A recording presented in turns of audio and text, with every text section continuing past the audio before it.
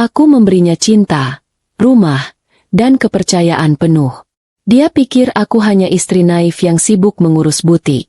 Dia bermain api di belakangku, di kantornya sendiri, di bawah atap kekuasaanku. Dia tidak tahu siapa aku sebenarnya. Dia pikir dia pintar, tapi aku yang mengatur jebakan ini. Sungguh tak kuduga. Sebelum ceritanya dimulai, silakan tulis di kolom komentar dari daerah mana saja teman-teman yang menonton cerita ini.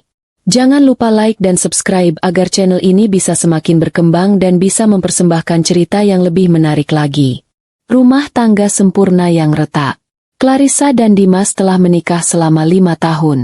Bagi siapapun yang melihat, mereka adalah definisi pasangan ideal yang hidup dalam kemewahan yang tenang di sebuah kawasan elit Jakarta.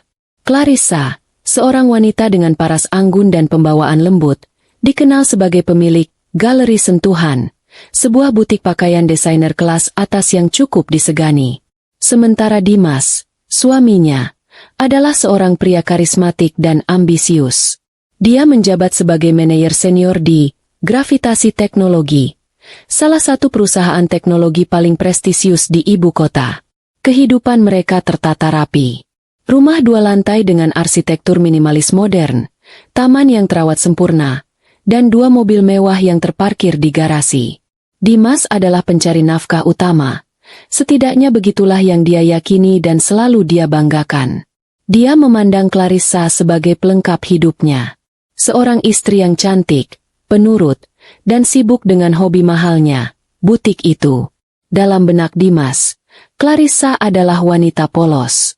Dunianya hanya seputar kain sutra, peragaan busana, dan pertemuan arisan dengan istri-istri pejabat lainnya.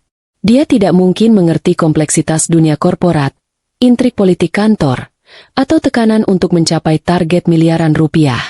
Dimas menyukai kepolosan itu. Itu membuatnya merasa superior, merasa dibutuhkan, merasa menjadi laki-laki seutuhnya.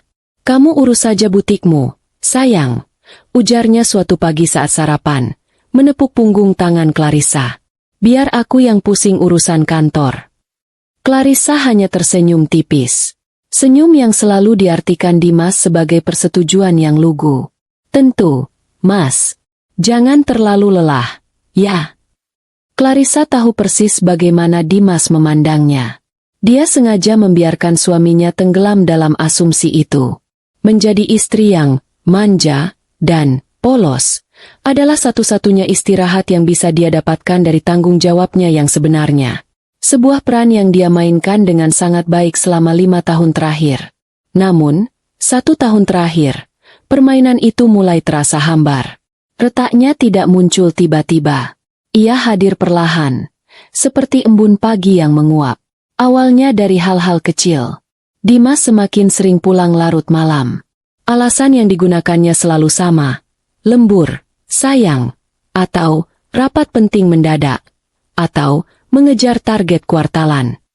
Clarissa, dalam perannya sebagai istri yang baik, akan selalu menyambutnya dengan senyum, menyiapkan air hangat, atau memijat bahunya yang kaku. Tapi di dalam hati, Clarissa mulai menghitung. Frekuensi lembur itu terlalu sering, bahkan untuk seorang manajer senior yang ambisius. Lalu, aroma parfum itu dimulai. Aroma parfum wanita yang asing, lembut namun menusuk, sering tercium samar di kemeja Dimas saat Clarissa mengambilnya untuk dicuci. Awalnya Clarissa mengabaikannya. Mungkin kolega, mungkin klien. Jakarta adalah kota yang sibuk. Tapi aroma itu semakin konsisten. Ditambah lagi, Dimas menjadi lebih protektif dengan ponselnya. Dulu, ponsel itu sering tergeletak di meja kopi. Kini, ponsel itu selalu dalam mode senyap dan layar menghadap ke bawah, atau tersimpan aman di saku celananya, bahkan saat di rumah. Dimas juga menjadi lebih pelit dalam pujian namun lebih royal dalam pemberian materi. Dia akan membelikan Clarissa tas edisi terbatas terbaru atau perhiasan mahal setelah 3 hari berturut-turut pulang lewat tengah malam. Seolah-olah hadiah itu adalah uang tutup mulut untuk pertanyaan yang bahkan belum sempat Clarissa ajukan. Clarissa merasakan kehampaan yang dingin di antara mereka. Sentuhan Dimas terasa mekanis. Obrolan mereka dangkal. Dimas ada di rumah, Tapi pikirannya melayang jauh. Pemicu utamanya datang bukan dari bisikan orang atau pesan misterius. Pemicu itu datang dalam bentuk selembar kertas digital yang sangat profesional. Malam itu, Dimas sudah tertidur pulas, mendengkur pelan. Dia pulang dalam keadaan sedikit mabuk, mengeluh tentang audit internal yang melelahkan. Clarissa, yang mengaku akan tidur lebih dulu, sebenarnya sedang duduk di ruang kerjanya yang mewah di lantai bawah. Dia tidak sedang mendesain gaun. Dia sedang membuka laptopnya, mengakses portal keuangan internal perusahaan, bukan portal butiknya. Clarissa sedang membantu Dimas merapikan klaim biaya, expense claim, bulanannya. Ini adalah tugas yang sering Dimas limpahkan padanya. Kamu kan jago soal detail, sayang. Tolong rapikan ya, biar aku tinggal setujui. Begitulah alasannya. Dimas tidak tahu, Clarissa tidak perlu merapikan apapun. Dia hanya perlu melihat. Dia memindai daftar klaim itu satu persatu. Bensin, tol, makan siang dengan klien A, biaya representasi dengan klien B semua tampak normal. Sampai matanya tertuju pada satu baris. Nama vendor, Restoran Aurora. Tanggal, 3 hari yang lalu, hari Selasa. Jumlah, Rp4.500.000. Keterangan, makan malam dan lobi klien. Disetujui oleh Dimas, dirinya sendiri, sebagai manajer senior. Peserta, Dimas dan Fania. Jantung Clarissa berhenti berdetak selama sepersekian detik. Fania. Dia tahu nama itu. Fania adalah manajer junior di tim Dimas. Seorang wanita muda yang baru dipromosikan, terkenal cantik, agresif, dan sangat ambisius. Restoran Aurora? Clarissa tahu tempat itu. Itu adalah restoran fine dining paling romantis di kota. Tempat di mana orang melamar kekasihnya. Bukan tempat untuk lobi klien yang kaku. Apalagi hanya berdua dengan bawahan. Dan keterangannya, lobi klien. Tapi pesertanya hanya Dimas dan Fania. Jadi, siapa kliennya? Tangan Clarissa yang memegang mouse menjadi dingin. Dia memeriksa klaim-klaim sebelumnya. Nama Fania mulai muncul lebih sering dalam 3 bulan terakhir. Perjalanan dinas luar kota, Surabaya. Padahal tidak ada proyek besar di Surabaya. Pembelian aset kantor, laptop seri terbaru.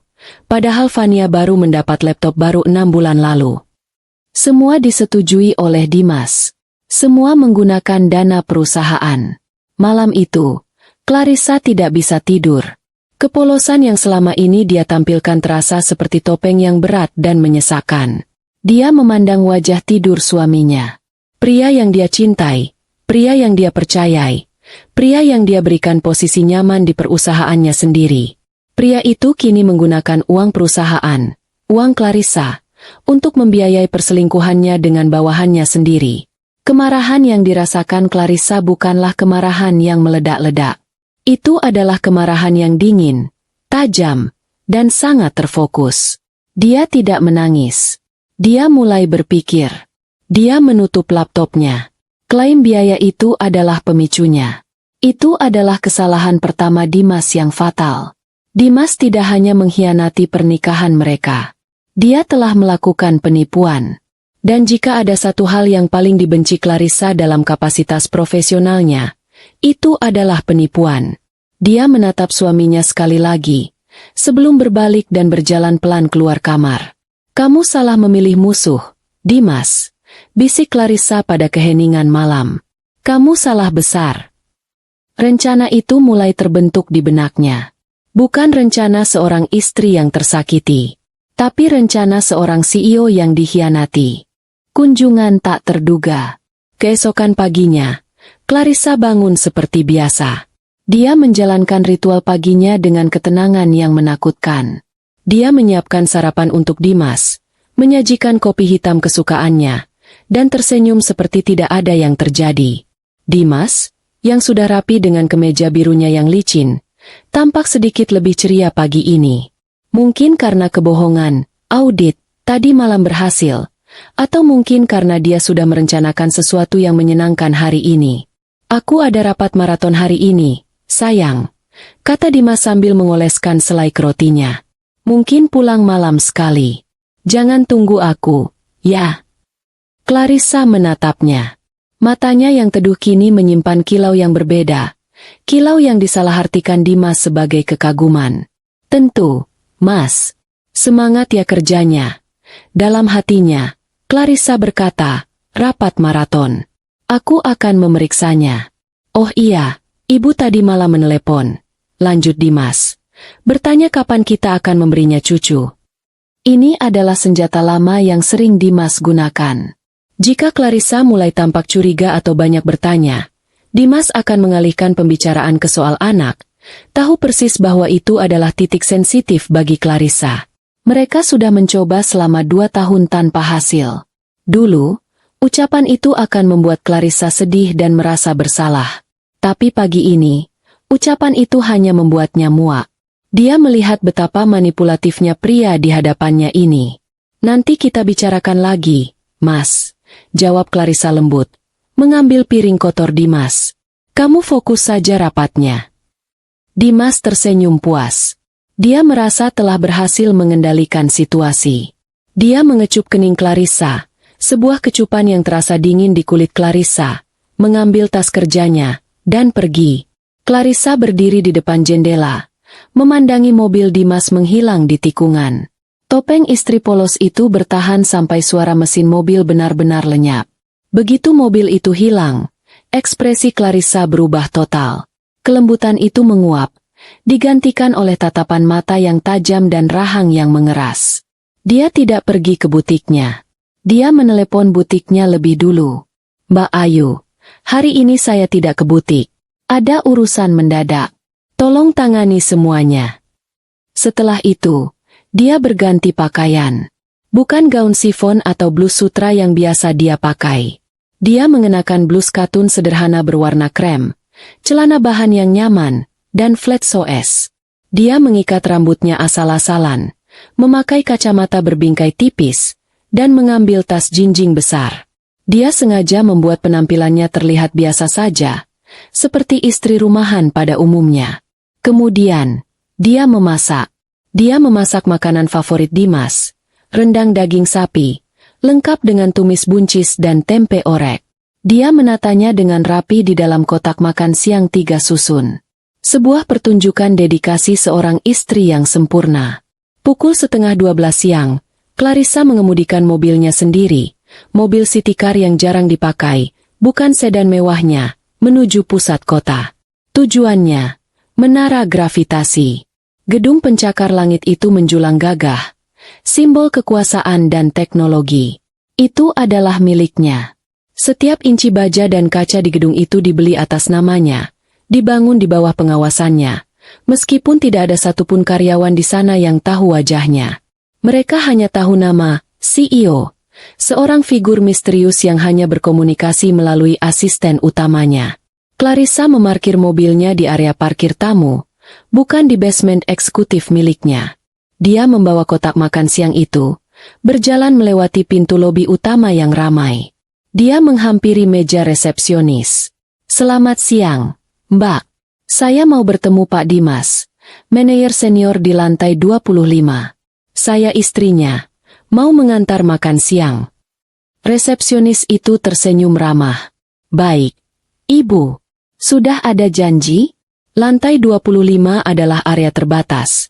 Kami harus menelepon sekretaris beliau dulu. Oh, tidak perlu. Ini kejutan, kata Clarissa dengan senyum malu-malu. Dia bilang sedang rapat maraton.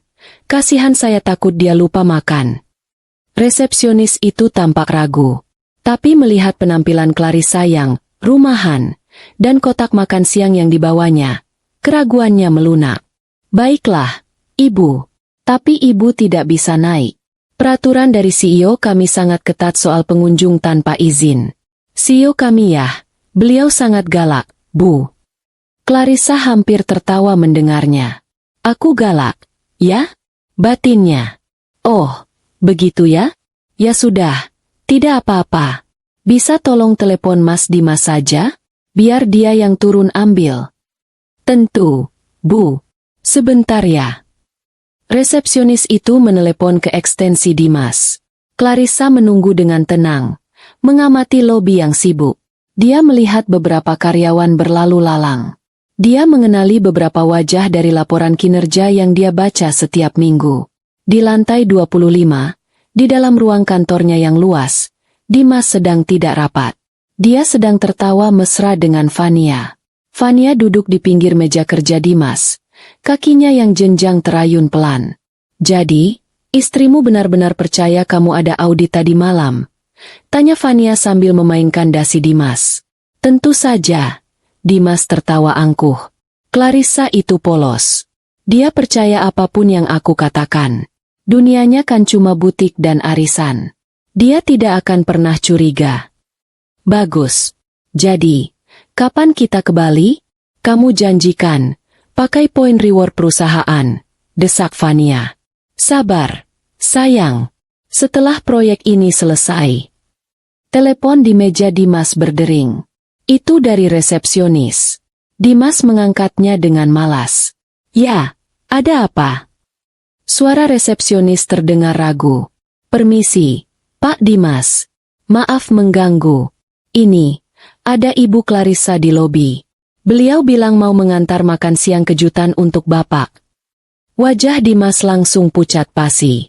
Dia melirik Fania yang masih duduk di mejanya. Panik seketika menjalari tubuhnya. "Sial, kenapa wanita itu harus datang ke sini? Apa? Clarissa?" Suara Dimas meninggi tanpa sadar.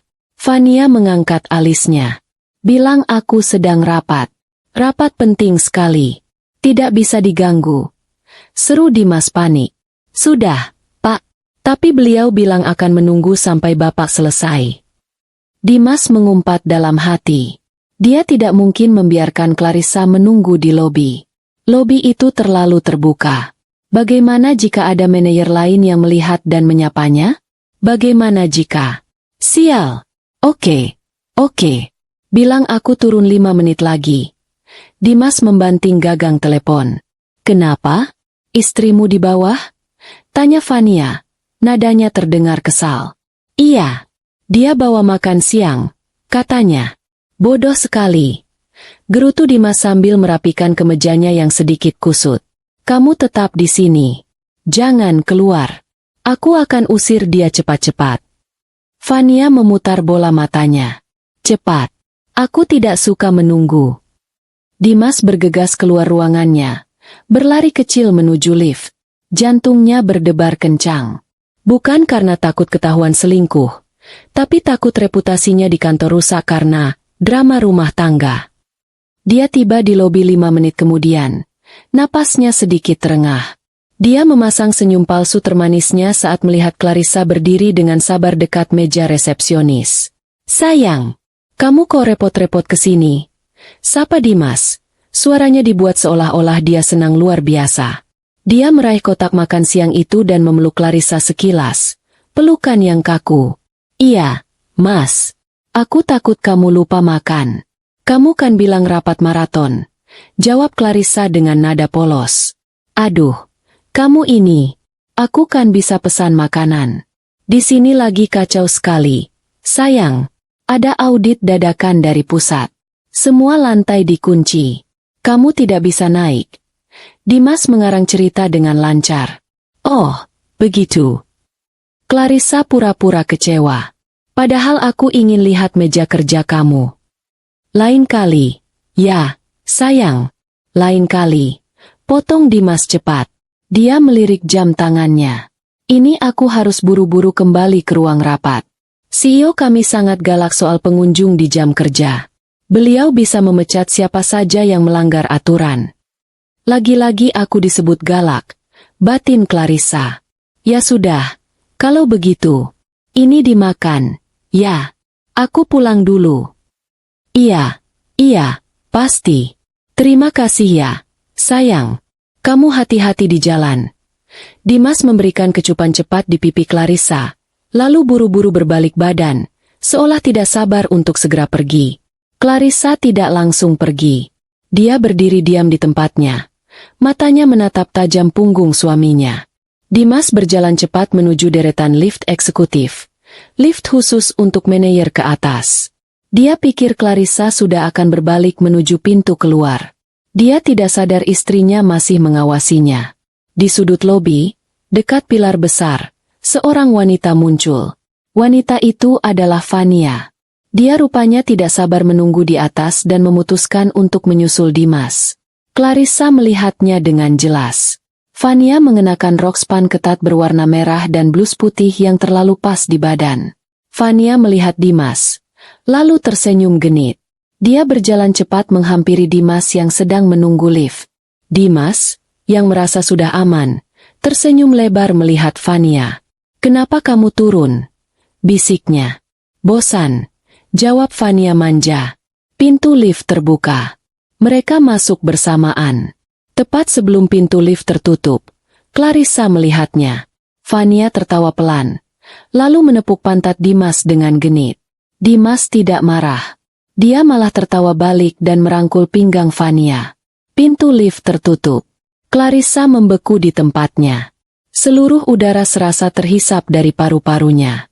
Melihat Invoice adalah satu hal. Melihat mereka berdua bercanda mesra di lobi kantor, beberapa detik setelah Dimas mencium pipinya dan membohonginya, adalah hal lain. Rasa sakit itu menusuk, tajam dan nyata. Tapi rasa sakit itu dengan cepat tertutup oleh amarah yang membara. Dia melihat suaminya, manajer senior kepercayaannya, dan selingkuhannya, seorang manajer junior, berperilaku tidak senonoh di lobi perusahaannya sendiri. Di rumahnya sendiri. Resepsionis tadi memandang Clarissa dengan iba. "Ibu, tidak apa-apa?" Ibu pucat sekali. Clarissa menoleh. Senyum palsunya kembali terpasang, meski matanya berkilat dingin. "Oh, tidak apa-apa, Mbak. Saya hanya sedikit lelah. Terima kasih. Saya permisi pulang." Clarissa berjalan keluar dari lobi. Tapi dia tidak menuju ke parkiran tamu. Dia berjalan memutari gedung, menuju pintu masuk samping yang tersembunyi. Pintu masuk VIP yang hanya bisa diakses dengan kartu khusus. Dia memindai kartunya. Pintu terbuka. Dia masuk ke lift pribadi yang membawanya langsung ke lantai teratas. Begitu pintu lift terbuka di penthouse office-nya, kemarahan itu meledak. Bukan dengan teriakan, tapi dengan perintah yang dingin. "Rizwan," panggilnya. Seorang pria berkacamata yang efisien. Rizwan, asisten kepercayaannya, segera muncul. "Ya, Bu CEO." "Dimas dan Vania," kata Clarissa. Suaranya bergetar menahan amarah. "Saya mau semua data kinerja mereka. Dan saya mau rekaman CCTV lift eksekutif dan lobi. Dari 1 jam yang lalu. Sekarang." Clarissa duduk di kursi kebesarannya. Peran istri polos telah berakhir. Kini, sang CEO mengambil alih. Sisi lain sang istri. Lift pribadi itu melesat naik tanpa suara. Ini adalah lift rahasia yang terhubung langsung dari pintu masuk VIP di lantai dasar ke penthouse suite di lantai 50. Tidak ada karyawan lain yang tahu keberadaannya. Di dalam kotak baja berlapis kayu mahoni itu, Clarissa berdiri diam. Sosoknya yang tadi terlihat rapuh dan rumahan di lobi, kini perlahan menguap. Dia melepaskan ikatan rambutnya, membiarkan rambut hitam panjangnya tergerai. Dia melepas kacamata berbingkai tipis itu, memasukkannya ke dalam tas. Matanya yang tadi disipitkan agar terlihat polos, kini terbuka lebar, menampakkan tatapan yang tajam dan dingin. Pintu lift berdenting pelan dan terbuka. Dia tidak melangkah keluar ke sebuah kantor. Dia melangkah ke dalam sebuah rumah. Penthouse itu adalah dunianya yang sebenarnya.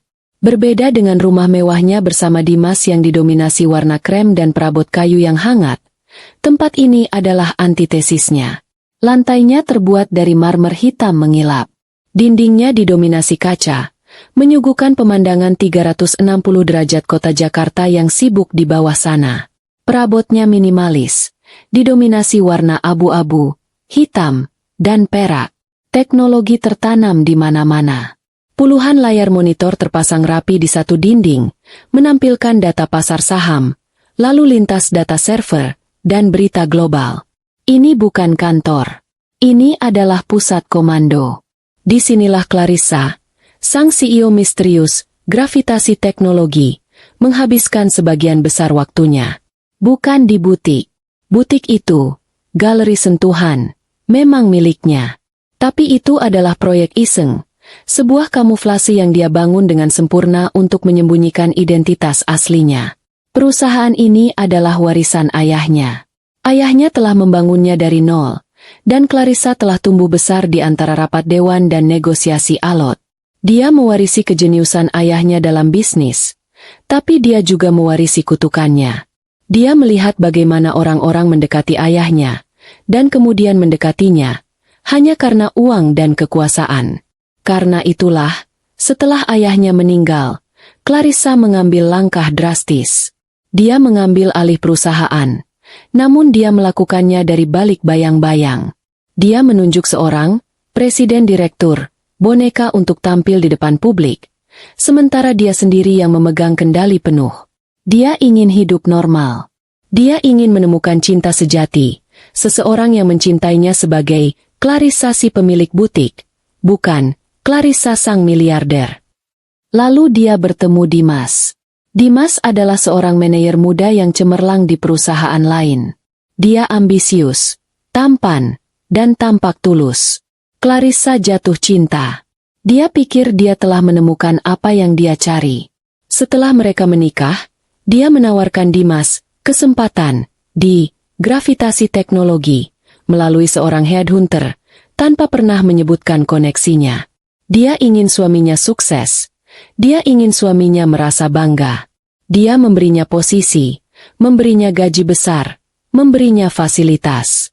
Dia pikir dia sedang membangun kebahagiaan untuk mereka berdua. Dia tidak sadar. Dia tidak sedang membangun kebahagiaan. Dia sedang membesarkan monster yang kini berbalik menggigitnya. Rizwan. Suara Clarissa menggema di ruangan besar itu. Dingin dan penuh otoritas. Seketika, seorang pria berusia akhir 30-an, berkacamata, dengan setelan jas rapi, muncul dari balik ruang server. Rizwan adalah asisten eksekutifnya. Dia adalah satu-satunya orang di dunia ini, selain pengacara pribadinya, yang tahu kedua sisi kehidupan Clarissa. Dia telah bekerja untuk ayah Clarissa, dan kini dia mengabdikan kesetiaannya pada putri sang majikan. Rizwan melihat wajah Clarissa. Dia sudah bekerja untuknya selama 10 tahun. Dia tahu ekspresi itu. Itu bukan ekspresi Ibu Clarissa yang lembut. Itu adalah ekspresi Ibu CEO yang sedang bersiap untuk perang. Ya, Bu CEO? Rizwan berjalan cepat menghampirinya. Tablet datanya sudah di tangan. Dimas dan Fania, kata Clarissa. Suaranya bergetar sedikit. Bukan karena takut, karena amarah yang ditahan. Saya mau semua data kinerja mereka. Dan saya mau rekaman CCTV lift eksekutif dan lobi. Dari 1 jam yang lalu. Sekarang.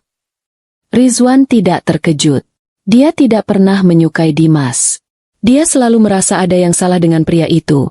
Pria yang mendapatkan segalanya dengan mudah. Pria yang tidak tahu bahwa wanita yang dia pameri setiap hari adalah pemilik dari semua yang dia pijak. Tapi Rizwan adalah seorang profesional. Dia tidak pernah ikut campur urusan pribadi atasannya. Sampai sekarang. Saya sudah menduganya, Bu, kata Rizwan pelan. Rekaman lobi dan lift dari 1 jam terakhir sudah saya amankan di server pribadi Ibu. Saya melihat Ibu di lobi dari pantauan saya. Clarissa mengangguk kaku. Tentu saja Rizwan melihatnya. Rizwan adalah matanya di perusahaan ini. Kamu sudah tahu. Saya punya kecurigaan, Bu. Pak Dimas terlalu sering menyetujui klaim perjalanan dan aset untuk Fania. Jauh di atas rata-rata manajer junior lainnya. Dan log akses mereka sering tercatat keluar dari kantor hampir bersamaan. Jauh lewat tengah malam. Jelas Rizwan. Jarinya menari di atas tablet. Clarissa merasakan gelombang rasa mual. Jadi ini sudah berlangsung lama, dan semua orang di lingkaran dalamnya sudah curiga. Tapi mereka terlalu menghormatinya untuk mengatakannya. Mereka menunggunya untuk melihatnya sendiri. 3 bulan terakhir, Rizwan, perintah Clarissa.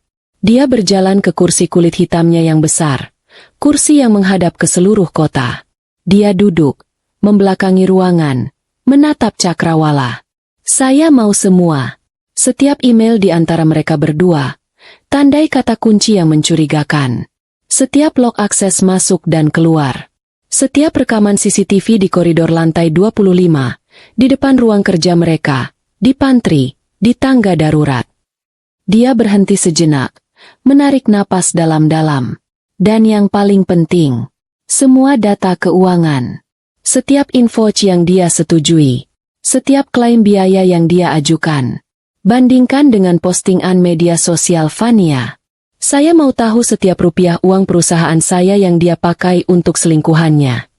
Siap, Bu. Untuk data keuangan dan email, saya bisa kumpulkan dalam 1 jam. Untuk kompilasi CCTV dari ratusan kamera selama 3 bulan, itu akan memakan waktu, kata Rizwan. Kerahkan tim forensik digital kita. Saya tidak peduli berapa biayanya. Saya mau itu besok pagi. Malam ini, saya mau melihat rekaman-rekaman kunci. Terutama rekaman yang berhubungan dengan klaim biaya, restoran Aurora, dan perjalanan dinas Surabaya, palsu itu. Baik, Bu. Rizwan mengangguk. Dia tahu ini adalah titik balik. Dan Rizwan, panggil Clarissa lagi. Suaranya kini lebih pelan, lebih berbahaya. Ya, Bu. Pastikan tidak ada seorang pun yang tahu tentang ini. Tim forensik digital hanya boleh tahu bahwa kita sedang melakukan audit internal level tertinggi pada 2 karyawan yang dicurigai melakukan penggelapan dana. Jangan sebutkan nama saya. Jangan sebutkan hubungan saya dengan Dimas. Mengerti, Bu. Kerahasiaan penuh. Rizwan membungkuk sedikit, lalu menghilang ke ruang kerjanya untuk melaksanakan perintah. Clarissa ditinggal sendirian di ruangan luas itu. Keheningan kini terasa memekakan. Dia menatap gedung-gedung di seberangnya. Salah satu gedung itu adalah apartemen mewah tempat Fania tinggal. Clarissa tahu, karena dia baru saja melihat alamatnya di data karyawan. Apartemen yang cicilannya pasti sangat berat untuk gaji seorang manajer junior. Atau mungkin tidak, pikir Clarissa getir. Jika manajer seniormu yang membayarnya dengan uang perusahaan.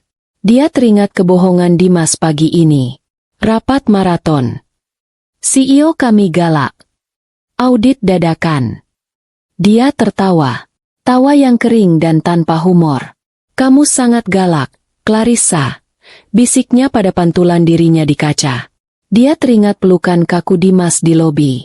Kecupan dingin di pipinya. Lalu dia teringat tawa genit Fania. Tangan Fania yang menepuk pantat suaminya. Dan rangkulan Dimas di pinggang wanita itu. Rasa sakit itu kembali menghantamnya. Rasa sakit karena dikhianati sebagai seorang istri. Tapi rasa sakit itu dengan cepat tergantikan oleh sesuatu yang jauh lebih kuat. Kemarahan. Bukan kemarahan seorang istri yang cemburu. Tapi kemarahan seorang ratu yang wilayahnya diinjak-injak. Seorang pemilik yang asetnya dicuri. Seorang wanita cerdas yang diremehkan habis-habisan oleh pria yang dia kira mencintainya. Dimas mengira dia menikah dengan domba yang polos. Dia tidak tahu, dia telah menikahi singa betina yang memiliki seluruh sabana. Dan dia baru saja membuat kesalahan dengan mencuri makanan singa itu. Clarissa mengambil ponselnya. Bukan ponsel yang biasa dia gunakan untuk menelepon Dimas. Ini adalah ponsel terenkripsi khusus untuk urusan perusahaan. Dia menekan 1 nomor. Halo, ini Clarissa, katanya singkat. Saya mau proses audit di Galeri Sentuhan, dipercepat. Dan siapkan tim hukum perceraian saya.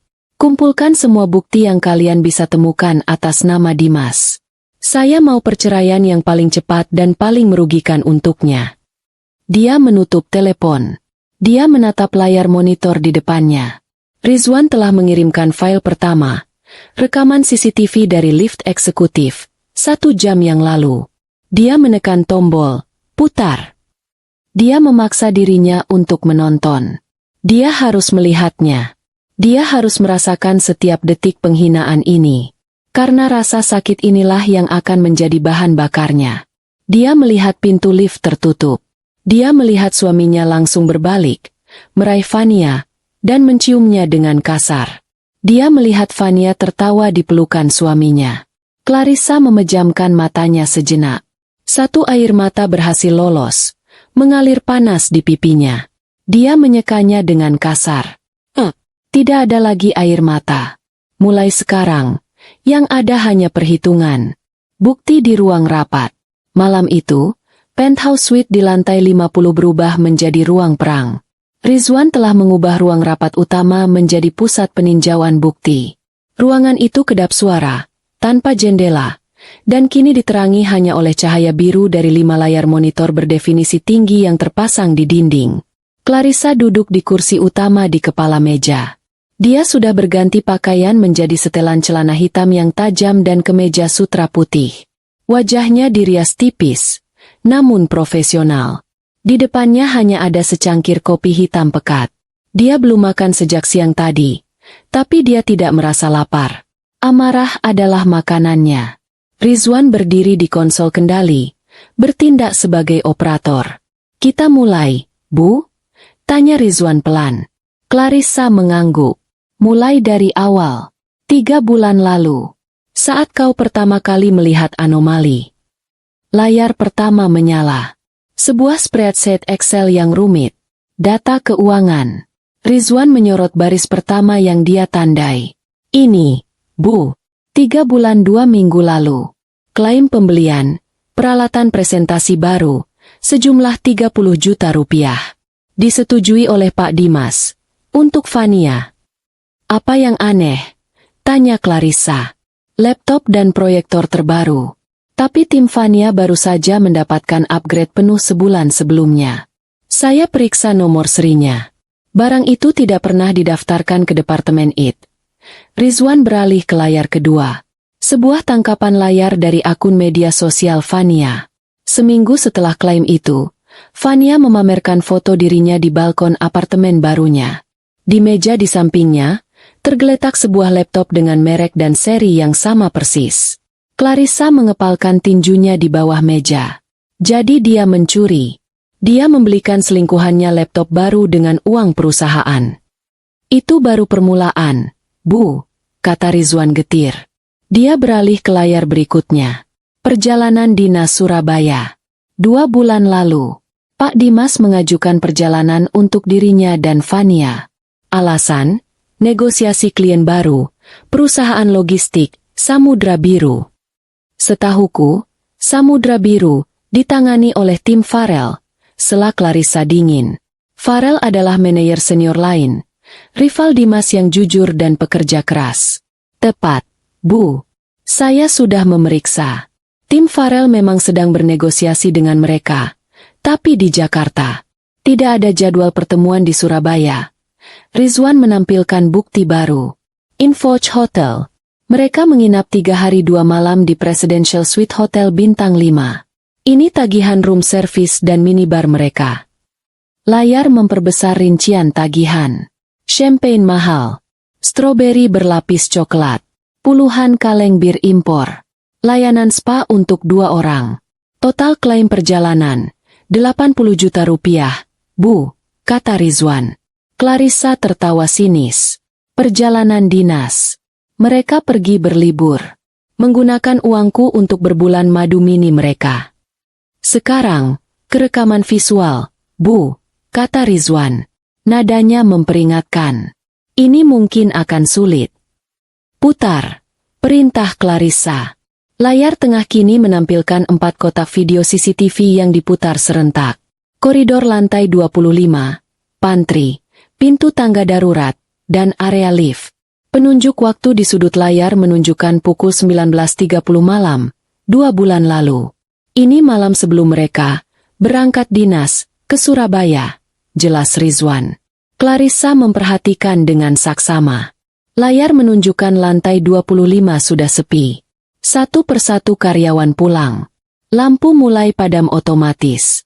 Pukul 20.15. Hanya lampu di ruang Dimas dan Vania yang masih menyala. Pukul 20.30. Vania keluar dari ruangannya. Dia berjalan ke pantry. Beberapa menit kemudian, Dimas menyusul. Kamera di pantry menangkap mereka. Tidak ada audio, Tapi visualnya sudah cukup. Dimas bersandar di konter. Fania berdiri di depannya. Mereka bicara. Fania tertawa. Lalu, Dimas mencondongkan tubuh ke depan. Dia mencium Fania. Clarissa menahan napas. Dia telah melihat ciuman di lift tadi siang. Tapi ini berbeda.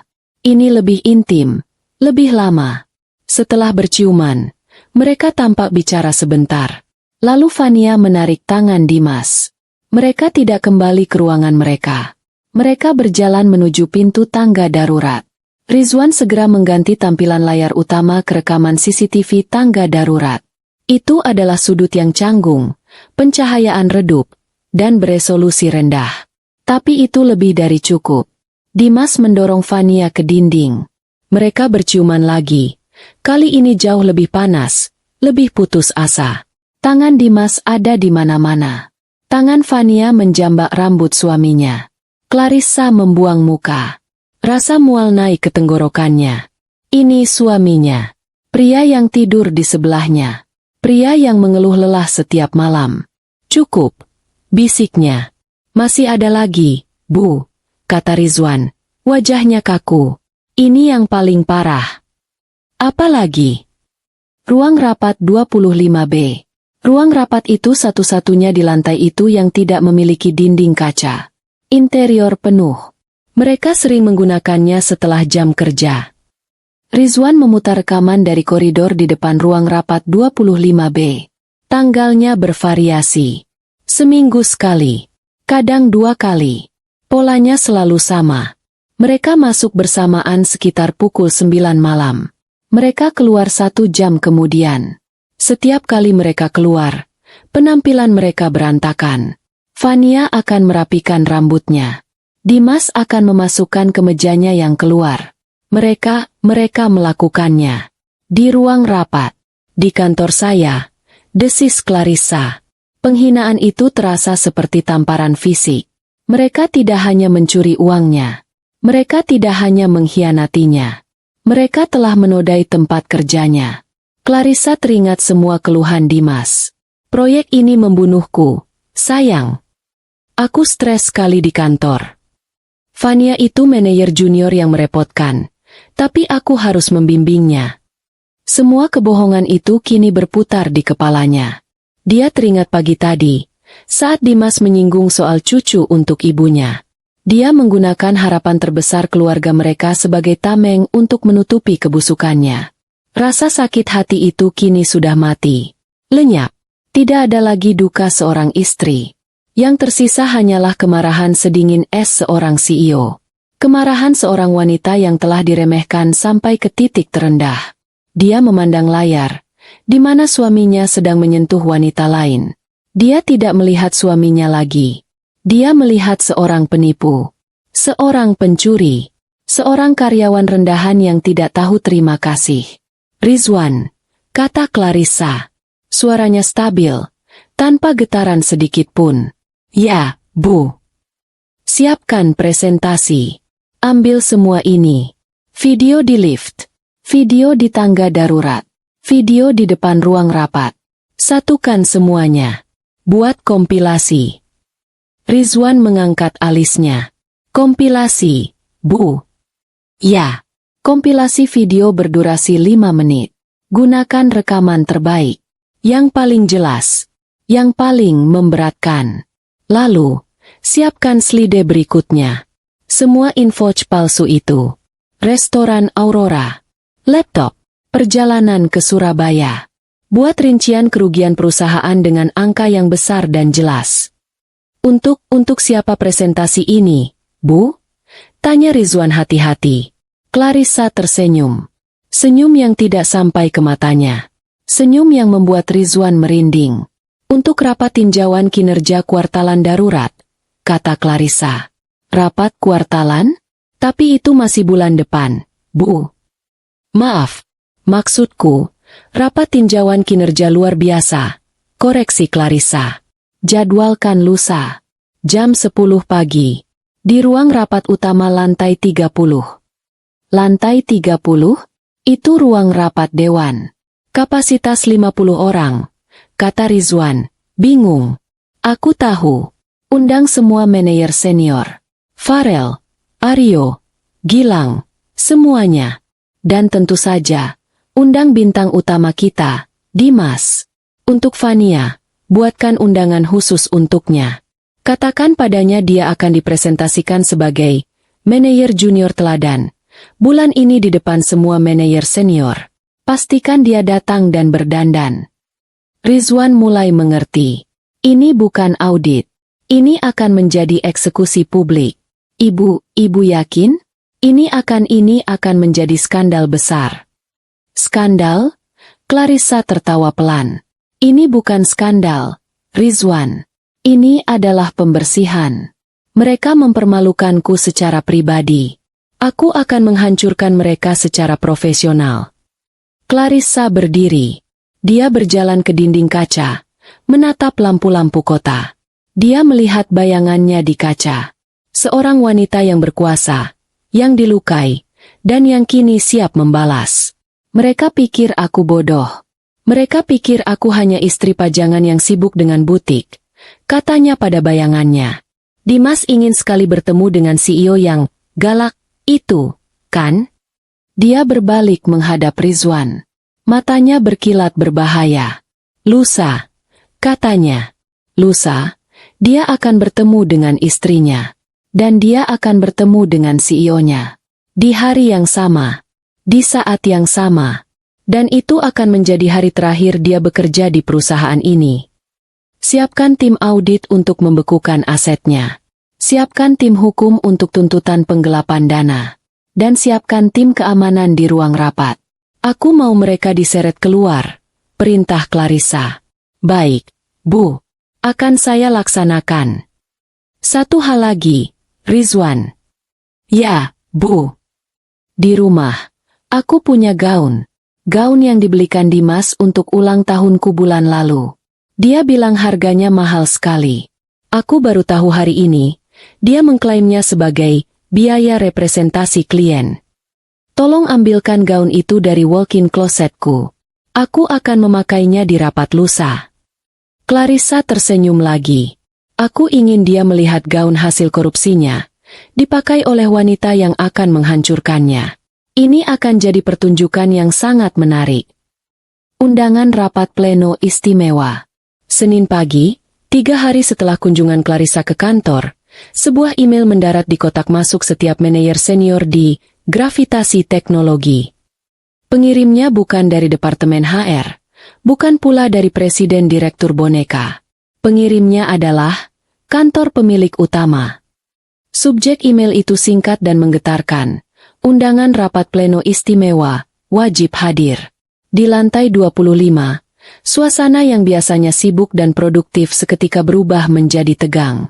Para karyawan bisa merasakan aura panik yang menjalar dari ruang-ruang kaca para manajer. Di dalam ruangannya, Dimas membaca email itu 3 kali. Jantungnya berdebar kencang, tapi bukan karena rasa bersalah.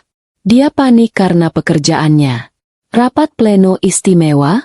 Dari pemilik utama, pemilik misterius yang selama ini seperti hantu, yang bahkan presiden direktur pun jarang temui?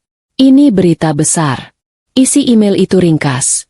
Sehubungan dengan peninjauan strategis perusahaan, pemilik utama, Gravitasi Teknologi, mengundang seluruh manajer senior untuk hadir dalam rapat pleno istimewa. Kehadiran bersifat wajib dan tidak dapat diwakilkan. Agenda akan disampaikan langsung di dalam rapat. Di bawahnya tertera waktu dan tempat.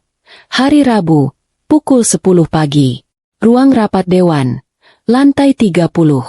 Dimas mengusap wajahnya. Sial, gumamnya. Ada apa ini? Pikirannya langsung berputar. Apakah ini audit besar-besaran?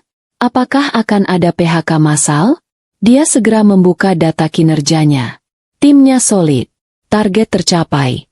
Walau sedikit dibantu, kreativitas, laporan. Dia merasa relatif aman secara kinerja.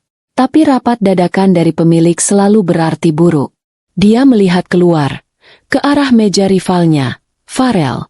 Farel tampak tenang, sedang membaca email itu dengan saksama, lalu mulai membuka beberapa dokumen di komputernya. Farel adalah tipe manajer lurus dan bersih.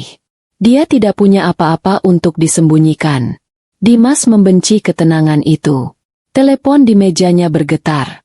Pesan dari Fania. "Mas, ada apa?" Semua orang di luar kelihatan panik. Dimas segera membalas. "Rapat besar dari pemilik." Gila. Mendadak sekali. Hanya untuk manajer senior. Dia sengaja menekankan bagian manajer senior untuk mengingatkan Fania akan posisinya. Balasan Fania datang cepat. "Oh ya? Baguslah. Kamu pasti aman, kan? Kinerjamu kan paling bagus. Mungkin kamu mau dipromosikan." Dimas tersenyum. Egonya sedikit terhibur. Benar juga. Mungkin ini bukan berita buruk. Mungkin pemilik misterius itu akhirnya melihat kinerjanya yang cemerlang. Lalu, 1 jam kemudian, sebuah email lain masuk. Kali ini ke kotak masuk Fania. Pengirimnya, Rizwan, asisten eksekutif CEO. Subjek, undangan presentasi khusus, rapat pleno istimewa. Fania mengerutkan kening. Dia membukanya. "Selamat siang, Ibu Fania. Sehubungan dengan rapat pleno istimewa hari Rabu, kantor CEO secara khusus mengundang Anda untuk hadir. Kinerja Anda yang luar biasa dalam 3 bulan terakhir telah menarik perhatian pimpinan. Anda diminta untuk menyiapkan presentasi singkat, 10 menit, mengenai studi kasus inovasi tim yang Anda pimpin. Anda akan mempresentasikannya di hadapan seluruh manajer senior sebagai contoh, manajer junior teladan." Mata Fania membelalak. Dia membaca email itu lagi. Dan lagi. Menarik perhatian pimpinan. Presentasi di hadapan seluruh manajer senior. Manajer junior teladan. Ini dia. Ini adalah lompatan besar yang dia tunggu. Dia tidak peduli lagi dengan kepanikan di lantai itu. Dia merasa terbang. Dia merasa dilihat. CEO misterius itu, siapapun dia, telah melihat bakatnya. Dia langsung mengirim pesan ke Dimas. Tapi kali ini nadanya berbeda. Bukan lagi nada manja, tapi nada bangga. "Mas, aku juga diundang rapat itu. Aku diminta presentasi. Sebagai manajer junior teladan." Di ruangannya, Dimas membaca pesan itu dengan perasaan campur aduk. Di satu sisi, dia bangga. Itu artinya dia berhasil membimbing Fania. Di sisi lain, ada sedikit rasa iri. Fania, seorang junior, mendapat sorotan khusus. Tapi dia cepat-cepat menepisnya. Ini bagus. Jika Fania bersinar, dia sebagai mentornya juga akan ikut bersinar. "Luar biasa, sayang." Balasnya, "Siapkan yang terbaik. Ini kesempatan kita." Dia kini merasa jauh lebih tenang. Rapat itu pasti bukan soal PHK. Itu pasti soal restrukturisasi. Mereka mencari talenta baru. Dan dia serta anak didiknya adalah talenta itu. Malam itu, Dimas pulang ke rumah dengan suasana hati yang jauh lebih baik. Dia mendapati Clarissa sedang sibuk di depan laptopnya, dikelilingi contoh kain dan sketsa desain. Dia tampak persis seperti istri sibuk yang dunianya hanya berputar di butik. "Ada apa, Mas?" Kelihatannya senang sekali. Sapa Clarissa lembut. Matanya tidak lepas dari layar. Dimas duduk di sofa, melepaskan dasinya dengan gaya seorang pemenang. "Ada rapat besar di kantor, sayang." Dari pemilik utama langsung. "Sepertinya akan ada pengumuman besar." Dan coba tebak? Fania, anak buahku, diminta presentasi khusus di depan semua bos. Sebagai manajer teladan. Clarissa menghentikan ketikannya. Dia menoleh ke suaminya. Matanya yang polos pura-pura berbinar. "Oh ya? Wah, hebat sekali. Itu berarti Mas juga hebat, kan? Sudah membimbing dia." "Tentu saja," kata Dimas angkuh. "Sepertinya ini pertanda bagus untuk bonus akhir tahun." Clarissa tersenyum. "Aku ikut senang, Mas." Dia lalu menutup laptopnya, memasang wajah sedikit muram. "Tapi, aku sebenarnya juga ada berita."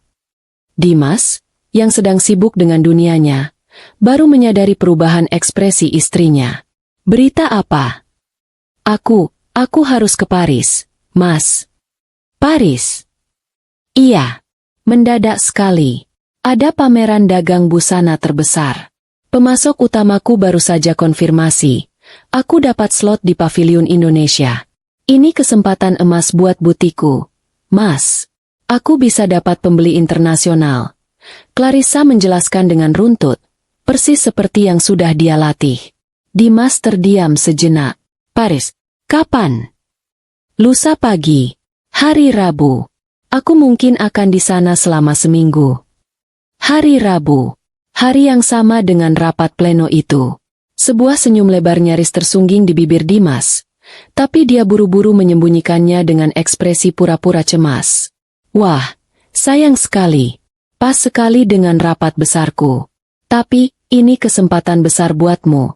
Sayang, kamu harus pergi. Tapi apa tidak apa-apa aku tinggal? Mas kan lagi sibuk sekali? Tanya Clarissa, memainkan peran istri yang berbakti. Tidak apa-apa. Kata Dimas cepat, terlalu cepat. Jangan khawatirkan aku. Aku bisa urus diriku sendiri. Kamu fokus saja di Paris. Aku bangga sekali padamu. Dia memeluk Clarissa. Pelukan yang terasa hampa bagi Clarissa, tapi penuh kelegaan bagi Dimas. Dalam benak Dimas, skenario sempurna baru saja terbentuk. Istrinya akan berada di benua lain.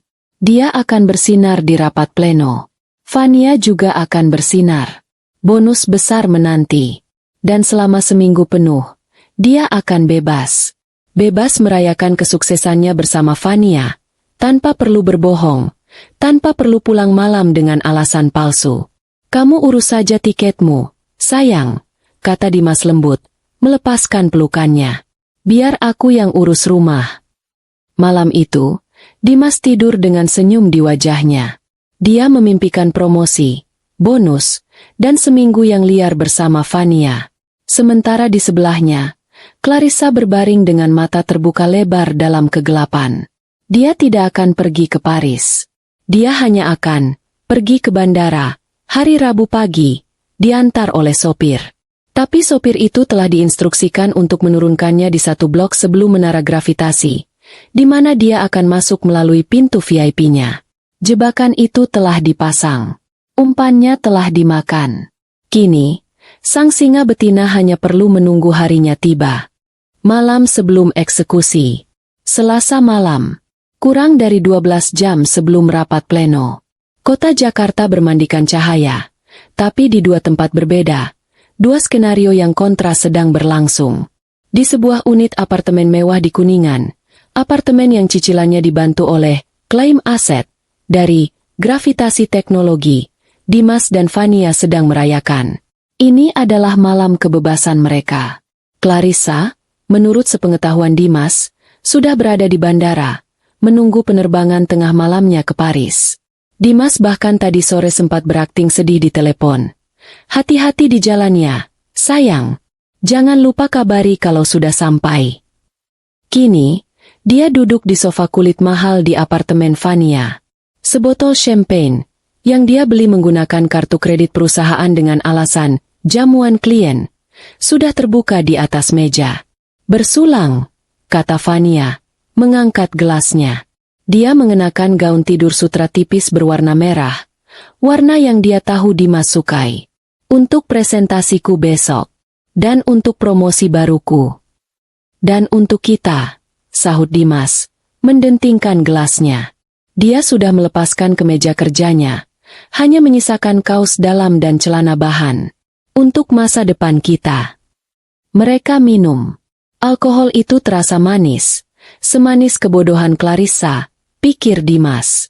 Aku tidak sabar menunggu besok, kata Fania. Duduk di pangkuan Dimas. Semua manajer senior itu akan melihatku. Mereka akan melihat betapa hebatnya aku. Terutama si Farel sombong itu. Dia pikir dia siapa? Kamu memang hebat, bisik Dimas. Tangannya mulai menjelajahi punggung Fania. Dan itu semua berkat siapa? Aku yang melatihmu. Aku yang melihat potensimu. Aku tahu, kata Fania manja. Dan setelah besok, setelah kamu juga pasti dapat pujian dari pemilik, Kamu harus tepati janjimu, Mas. Wajah Dimas sedikit mengeras. Janji apa? Jangan pura-pura lupa, desak Fania. Nadanya berubah tajam. Ceraikan istrimu. Dimas menghela napas. Dia benci membicarakan ini. Sabar, Fania. Tidak semudah itu. Apalagi yang susah? Fania bangkit dari pangkuannya, tampak kesal. Dia sudah di Paris. Dia tidak peduli padamu. Dia hanya peduli pada butik bodohnya itu. Kamu bilang dia polos. Dia bodoh. Menceraikan wanita bodoh seharusnya mudah, kan? Ini bukan soal bodoh atau pintar, kata Dimas, sedikit jengkel karena malam perayaannya diganggu. Ini soal aset. Gono gini, butik dia itu, walau kecil, lumayan menghasilkan. Aku tidak mau pergi dengan tangan kosong. Fania tertawa sinis. Aset? Mas, kamu manajer senior di Gravitasi. Gajimu ratusan juta. Untuk apa kamu memikirkan uang receh dari butik kain itu? Yang aku mau itu status. Aku muak jadi simpanan. Aku mau jadi Ibu Dimas, yang sah. Dimas memandang Fania. Dia ambisius. Dia cantik. Dan dia merepotkan. Tapi malam ini, dia tidak mau bertengkar. Iya, sayang. Aku janji, katanya, menarik Fania kembali ke pelukannya. Setelah rapat besok, setelah bonusku cair, aku akan segera mengurusnya. Aku akan bilang pada Clarissa bahwa kita sudah tidak cocok. Dia pasti akan mengerti. Dia terlalu polos untuk melawan. Fania tersenyum puas. Janji. Janji, kata Dimas, sebelum membungkam bibir Fania dengan ciumannya. Mereka tidak tahu, setiap kata yang mereka ucapkan, setiap janji palsu dan hinaan yang mereka lontarkan, terekam. Sebuah bag audio kecil, seukuran kancing, telah dipasang oleh tim keamanan Clarissa di apartemen itu seminggu yang lalu, saat Fania sedang dinas luar kota, palsunya. Di seberang kota, di lantai 50 menara gravitasi, Clarissa mendengarkan rekaman itu secara langsung. Dia duduk di ruang komando, tidak sendirian. Rizwan berdiri di sisinya. Di depan mereka, di layar raksasa, dek presentasi untuk besok sudah terbuka. Clarissa tidak mengenakan setelan piyamanya. Dia mengenakan setelan celana sutra hitam. Wajahnya tenang, tanpa ekspresi, saat dia mendengarkan suaminya menghina kepolosannya dan merencanakan perceraian. Dia mendengar Fania menertawakan, butik bodohnya. Dia menekan tombol, stop, pada rekaman audio itu. Keheningan total menyelimuti ruangan. Mereka menyebut butik ibu bodoh, kata Rizwan pelan. Ada nada kemarahan dalam suaranya yang biasanya datar. Butik itu, meski kecil, adalah bisnis pertama yang Clarissa bangun sendiri tanpa nama ayahnya. Biarkan saja, kata Clarissa. Suaranya sedingin es. Anjing kecil memang suka menggonggong. Dia berdiri. Rizwan, kita ulangi sekali lagi. Dari awal. Rizwan mengangguk. Dia beralih ke dek presentasi. Layar berubah. Slide 1. Rapat pleno istimewa. Gravitasi teknologi. Slide 2. Agenda rapat. 1. Tinjauan kinerja kuartalan. 2. Studi kasus inovasi. 3. Pengumuman strategis perusahaan. Ini agenda palsunya, kata Rizwan. Bagus, kata Clarissa. Lanjut. Slide 3. Studi kasus inovasi. Meningkatkan efisiensi tim melalui strategi digital. Disajikan oleh Fania. Ini umpan untuknya, kata Clarissa. Dia akan merasa sangat bangga melihat namanya di layar sebesar itu. Tepat, Bu. Dia akan maju ke podium. Dia akan memulai presentasinya. Kami akan biarkan dia bicara selama katakanlah 2 menit. Jelas Rizwan. 2 menit. Ulang Clarissa. Beri dia waktu untuk merasa di puncak dunia. Lalu, lanjut Rizwan. Di tengah-tengah kalimatnya, saya akan mematikan mikrofonnya. Dan saya akan mengganti input proyektor. Layar di depan mereka berubah menjadi hitam pekat. Lalu, video kompilasi itu dimulai. Tanpa suara dulu. Visual pertama, Dimas dan Vania di lift. Ciuman panas setelah Clarissa pergi dari lobi. Visual kedua, pantry. Ciuman yang lebih lama. Visual ketiga, tangga darurat. Adegan yang lebih intim dan vulgar. Visual keempat, kompilasi rekaman dari depan ruang rapat 25B. Berkali-kali. Ini akan diputar selama 3 menit penuh, kata Rizwan. Lalu, audio akan menyala. Layar berubah menjadi hitam, hanya audio yang terdengar. Itu adalah rekaman percakapan mereka malam ini. Suara Dimas. Clarissa itu polos. Dia percaya apapun yang aku katakan. Suara Vania. Ceraikan istrimu, dia hanya peduli pada butik bodohnya itu. Suara Dimas. Aku tidak mau pergi dengan tangan kosong. Suara Vania. Aku muak jadi simpanan. Suara Dimas. Dia terlalu polos untuk melawan. Clarissa mendengarkan semuanya lagi. Wajahnya tetap tenang. Setelah audio selesai, kata Clarissa, tampilkan slide berikutnya. Layar berubah lagi. Slide 5, judul, Investigasi Audit Internal, Penipuan dan Penggelapan Dana. Di bawahnya, daftar rincian kerugian. Klaim fiktif, perjalanan dinas Surabaya, 80 juta rupiah. Penggelapan aset, laptop proyektor, 30 juta rupiah. Biaya representasi fiktif, restoran Aurora, hadiah, DLL 45 juta rupiah. Total kerugian perusahaan, 155 juta rupiah. Lalu, tanya Clarissa. Lalu, kata Rizwan, ibu masuk. Sempurna. Clarissa berjalan menjauh dari meja rapat. Di sudut ruangan, tergantung sebuah gaun di manekin. Gaun itu berwarna biru safir yang elegan. Gaun yang dibelikan Dimas untuk ulang tahunnya bulan lalu. Gaun yang dia ketahui kini, diklaim sebagai biaya representasi klien. Dia menyentuh kain mahal itu. Ini akan menjadi baju zirahnya. Semua tim sudah siaga, Bu, lapor Rizwan. Tim keamanan, 2 di dalam ruang rapat berpakaian preman, 4 di luar. Tim legal sudah di lobi, siap dengan surat pemecatan dan tuntutan pidana. Tim audit siap membekukan semua aset Pak Dimas begitu ibu memberi perintah. Clarissa mengangguk. Dia menatap pantulan dirinya di dinding kaca. Di bawah sana, lampu-lampu kota mulai padam satu persatu. Pagi akan segera tiba. Malam ini, bisik Clarissa pada bayangannya. Mereka tidur sebagai pemenang dalam mimpi mereka. Dia berbalik. Matanya berkilat dalam cahaya redup. Besok, katanya pada Rizwan, mereka akan bangun dalam mimpi burukku. Ruangan yang tegang. Hari Rabu, pukul 9:45 pagi. Lantai 30 menara gravitasi terasa berbeda.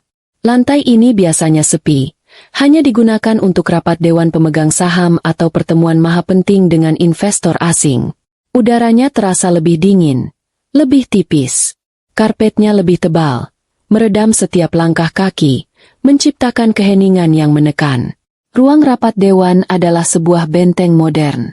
Meja kayu eboni raksasa berbentuk U, mengilap seperti cermin, mendominasi ruangan. Kursi-kursi kulit hitam yang ergonomis berjejer rapi. Di dinding depan, sebuah layar proyektor berukuran masif, lebih besar dari layar bioskop mini, masih dalam keadaan mati. Pagi itu, ruangan itu penuh. 20 manajer senior duduk mengelilingi meja besar itu. Mereka adalah otak-otak terbaik perusahaan. Para veteran yang digaji miliaran rupiah.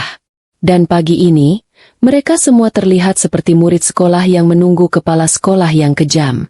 Suasana tegang bukan kepalang. Tidak ada yang bicara keras. Mereka berbisik-bisik, saling melempar pandang cemas. Ada apa ini? Bisik Gilang, manajer IT, pada Aryo, manajer keuangan. Aku cek server. Tidak ada peretasan. Tidak ada sistem yang down.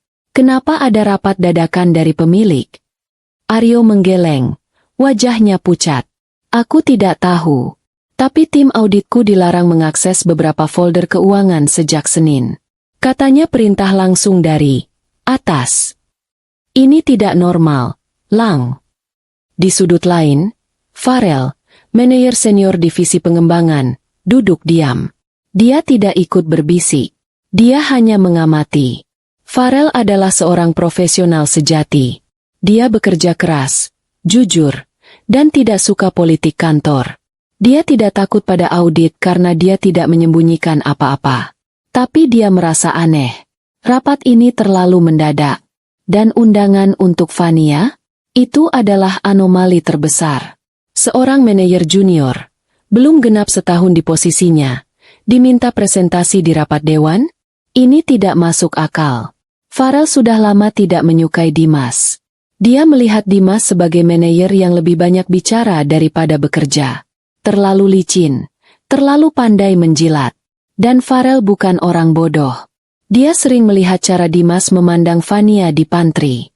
Dia melihat bagaimana Fania, yang dulu hanya staf biasa, bisa melesat begitu cepat di bawah bimbingan Dimas. Dia mencium bau nepotisme. Atau lebih buruk lagi. Tapi dia tidak punya bukti. Dan dia bukan tipe orang yang suka bergosip. Dia hanya menjaga jarak. Pukul 9.50. Pintu ruang rapat terbuka. Dimas dan Fania masuk. Seketika, semua bisikan berhenti. 20 pasang mata menoleh ke arah mereka. Fania adalah pusat perhatian. Dia tahu itu, dan dia menikmatinya. Dia telah menghabiskan 3 jam pagi ini di salon. Rambutnya ditata blow dry sempurna.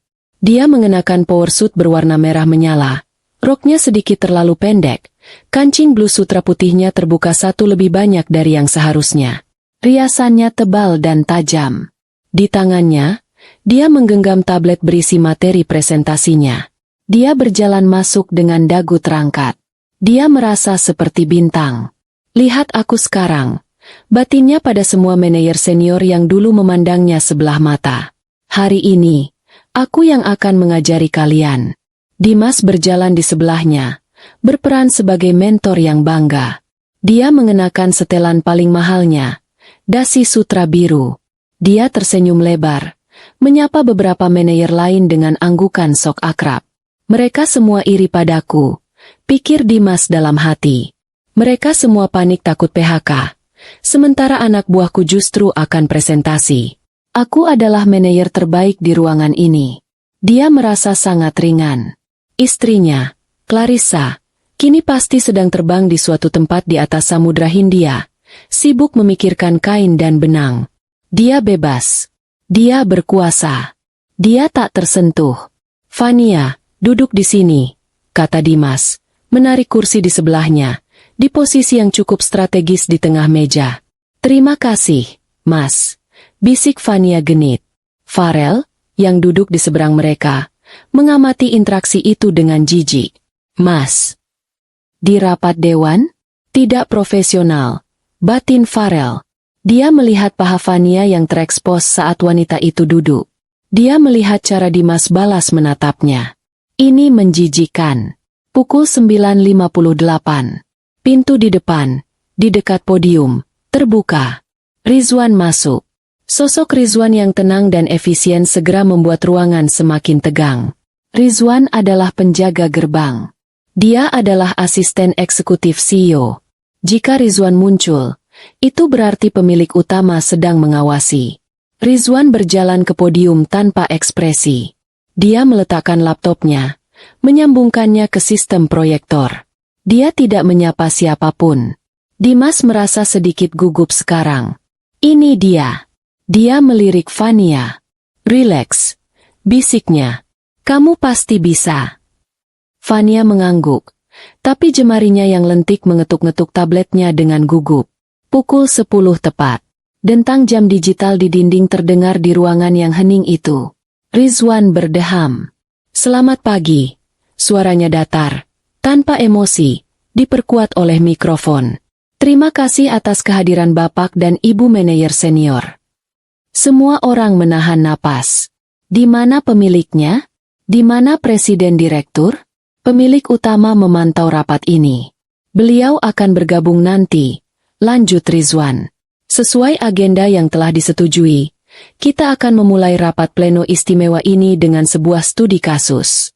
Sebuah contoh bagaimana inovasi dan kepemimpinan yang gesit dapat menghasilkan kinerja luar biasa di tingkat manajerial junior. Dimas tersenyum bangga. Dia menegakkan punggungnya.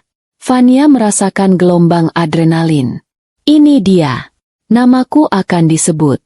Untuk itu, kata Rizwan, matanya yang dibalik kacamata menatap lurus ke arah Fania. Kami persilakan, Ibu Fania, untuk maju ke podium. Seluruh ruangan menoleh ke Fania. Ada yang bingung, ada yang iri, ada yang mencibir. Fania berdiri. Dia merasakan kakinya sedikit gemetar, tapi dia memaksakan senyum percaya diri. Dia berjalan ke podium, rok merahnya bergoyang. Dia merasa seperti sedang berjalan di karpet merah. Dia menyerahkan tabletnya pada Rizwan, yang menyambungkannya ke proyektor. Layar raksasa di belakangnya menyala. Slide pertama muncul. Judul, Studi Kasus Inovasi, Meningkatkan Efisiensi Tim Melalui Strategi Digital. Disajikan oleh Fania. Jantungnya serasa mau meledak karena bangga. Dia melihat namanya di layar itu. Dia menatap lurus ke semua manajer senior. Dia melihat Dimas, yang memberinya kedipan mata penuh dukungan. Dia berdeham. Dia memegang mikrofon. Dia siap. Selamat pagi, katanya. Suaranya sedikit bergetar. Terima kasih, Pak Rizwan, atas kesempatan yang luar biasa ini. Selamat pagi, Bapak dan Ibu manajer senior. Dimas bersandar di kursinya, melipat tangan di dada. Gadisku, pikirnya. Dia akan menghipnotis mereka semua. Farel hanya menghela napas. Strategi digital? Tim dia? Yang aku tahu, tim dia paling banyak menghabiskan anggaran untuk hal-hal tidak jelas. Di podium, Fania mulai menemukan ritmenya. Dia mulai fasih berbicara tentang sinergi, transformasi digital, dan pemikiran out of the box. Dia bicara lancar selama tepat 2 menit. Dia sedang berada di puncak dunianya. Dan strategi kunci yang kami terapkan untuk mencapai terobosan ini adalah... Tiba-tiba, suaranya hilang. Klik. Mikrofonnya mati. Fania berhenti bicara. Dia menatap mikrofon itu dengan bingung. Adalah. Dia mencoba lagi. Tidak ada suara. Dia mengetuk mikrofon itu. Tap, tap. Hening. Maaf, sepertinya ada masalah teknis. Katanya, suaranya kini terdengar kecil dan lemah tanpa pengeras suara. Dia menoleh ke Rizwan, yang berdiri di konsol di samping podium. Pak Rizwan? Mikrofonnya. Rizwan tidak menatapnya. Rizwan sedang menatap lurus ke layar proyektor. Dimas, di kursinya, mulai merasa jengkel. Sialan. Masalah teknis di saat krusial begini. Memalukan. Batinnya. Tim it bodoh. Lalu, layar proyektor di belakang Fania berkedip. Slide presentasinya yang indah. Studi kasus inovasi. Lenyap. Layar itu berubah menjadi hitam pekat. Seluruh ruangan yang tadinya sudah hening, kini menjadi semakin senyap. Satu-satunya suara adalah dengung pelan dari pendingin udara. Fania berdiri membeku di podium. Dia tidak tahu harus berbuat apa. Dia terlihat sangat konyol. Ada apa ini, Pak Rizwan? Tanya Dimas. Suaranya terdengar keras di ruangan yang hening itu. Rizwan tidak menjawab. Dia hanya menekan satu tombol di konsolnya. Layar hitam itu menyala. Tirai terbuka. Layar raksasa itu menyala. Tapi bukan menampilkan slide presentasi. Yang muncul adalah sebuah video. Sebuah rekaman CCTV. Sudut gambarnya familiar bagi semua orang di ruangan itu. Lift eksekutif. Fania, yang masih berdiri di podium, memiringkan kepalanya. Lift. Kenapa? Lalu dia melihatnya. Dia melihat dirinya sendiri di layar. Tapi bukan dirinya yang sekarang, yang mengenakan power suit merah. Itu adalah dirinya beberapa hari yang lalu, mengenakan rok span ketat. Lalu dia melihat sosok di sebelahnya. Dimas. Di layar. Pintu lift tertutup. Dan detik berikutnya, dia melihat Dimas di layar berbalik, meraihnya, dan menciumnya dengan kasar. Dia melihat dirinya di layar tertawa dan balas memeluk. Astaga! Sebuah bisikan terdengar dari salah satu manajer. Lalu, bisikan itu menjadi desas-desus kolektif. Seluruh ruangan, 20 manajer senior, terkesiap kaget. Semua mata beralih dari layar raksasa ke Dimas dan Fania. Di kursinya, wajah Dimas berubah dari merah jengkel menjadi putih pucat seperti mayat. Darah serasa surut dari kepalanya. Tidak mungkin. Ini. Jantungnya berhenti berdetak. Dia tidak bisa bernapas. Dari mana mereka dapat video ini? Di podium, Fania merasakan seluruh kekuatan di kakinya lenyap. Dia berpegangan pada podium untuk menahan diri agar tidak jatuh. Itu aku dan Dimas. Semua orang melihat. Semua orang. Dia ingin berteriak. Dia ingin lari. Tapi dia membeku. Disorot oleh cahaya proyektor yang kini menayangkan aib terbesarnya. Video itu tidak berhenti. Tanpa ampun. Rekaman berganti. Klik. Pantry lantai 25. Dimas bersandar di konter. Fania berdiri di depannya. Mereka berciuman lagi. Lebih lama. Lebih intim. Ya Tuhan, desis Aryo, manajer keuangan. Farel hanya menatap tajam. Amarahnya memuncak. Bukan karena perselingkuhannya, tapi karena kebodohan mereka. Mereka melakukannya di kantor? Batinnya. Mereka pikir semua orang buta? Dimas mencengkeram lengan kursinya begitu erat hingga buku-buku jarinya memutih. Hentikan! Hentikan! Dia berteriak dalam hatinya. Dia ingin berdiri dan mematikan proyektor itu. Tapi tubuhnya kaku karena teror. Dia melirik Rizwan. Rizwan berdiri diam seperti patung. Wajahnya tanpa ekspresi. Seolah sedang memutar video pelatihan perusahaan. Klik. Video berganti lagi. Tangga darurat. Pencahayaan redup. Kualitas gambar lebih buruk. Tapi adegannya jauh lebih parah. Rekaman itu menunjukkan Dimas mendorong Fania ke dinding. Tangan mereka ada di mana-mana. Itu vulgar. Itu tidak senonoh. Itu adalah pornografi kantor yang dipertontonkan di rapat dewan. Beberapa manajer wanita membuang muka. Wajah mereka memerah karena jijik dan malu. Fania akhirnya tidak tahan. Dia mengeluarkan suara tercekik, seperti rintihan. Air mata mulai mengalir. Merusak riasan mahalnya. Dia tersandung mundur dari podium. Tapi mimpi buruk itu belum selesai. Video berganti lagi.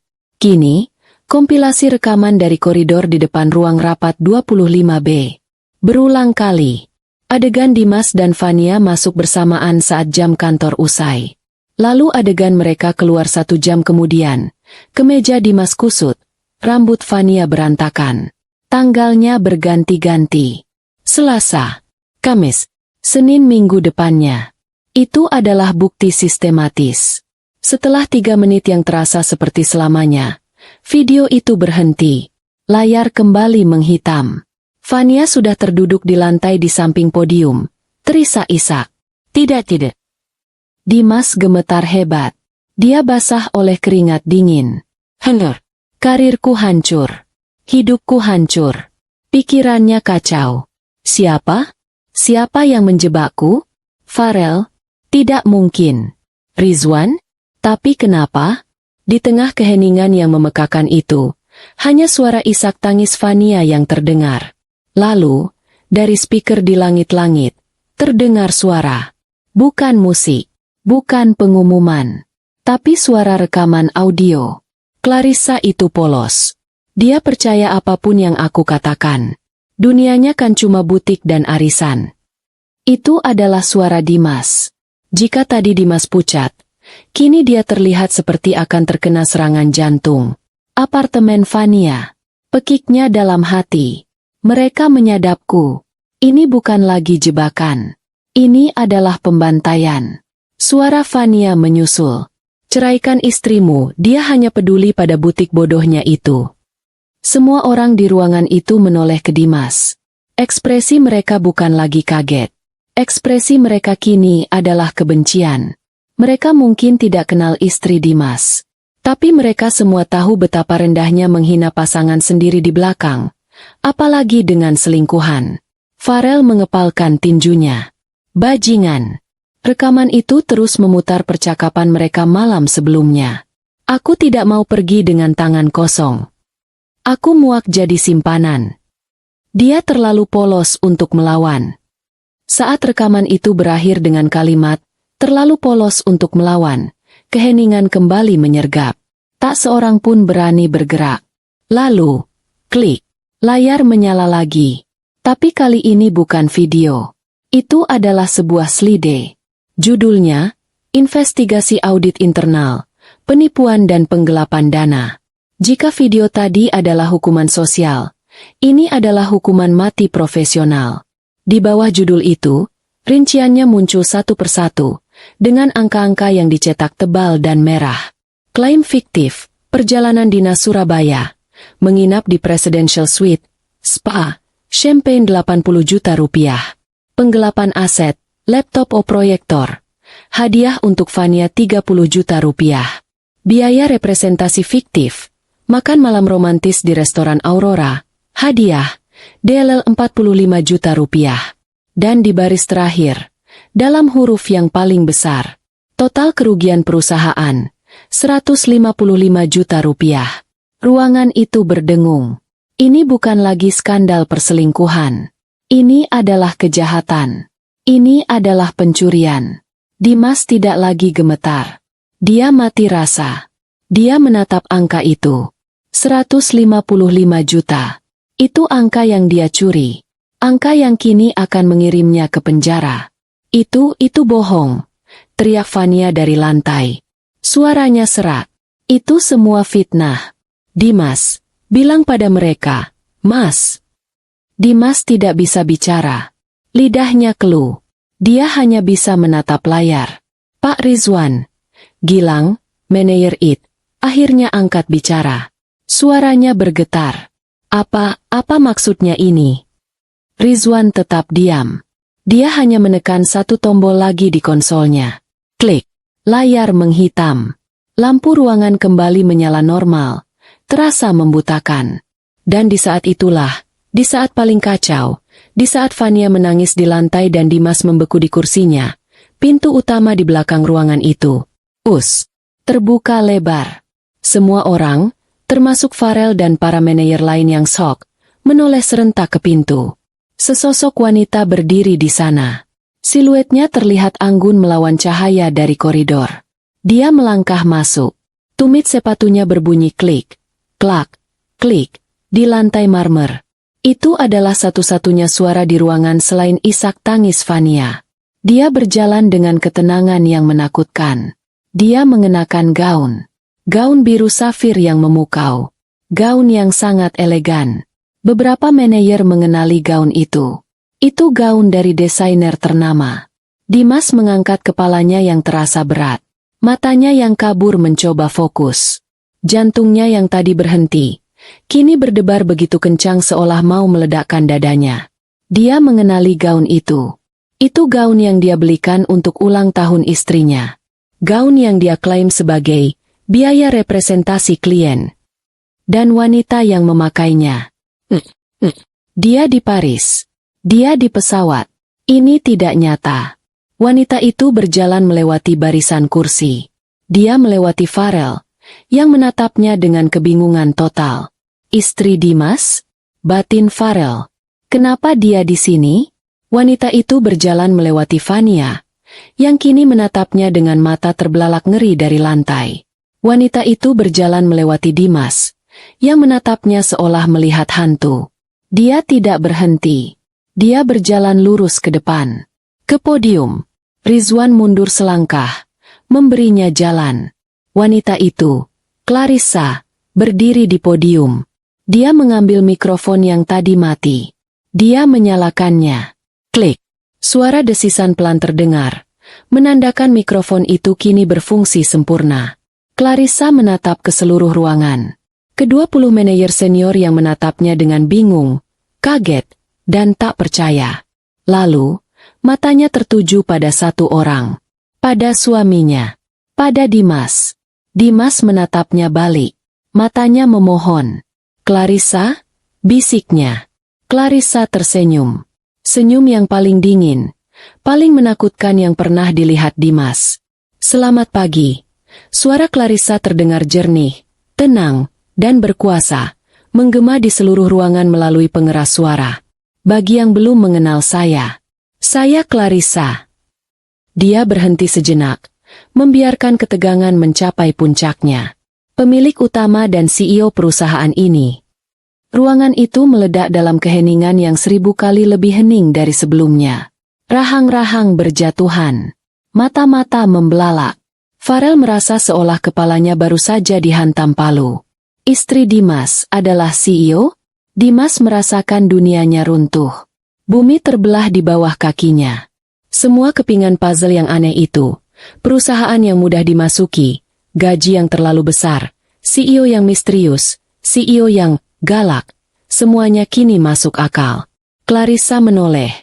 Matanya mengunci mata suaminya. "Dan ya, Dimas." Dia tersenyum lagi. "Saya istri yang kamu bilang bodoh itu."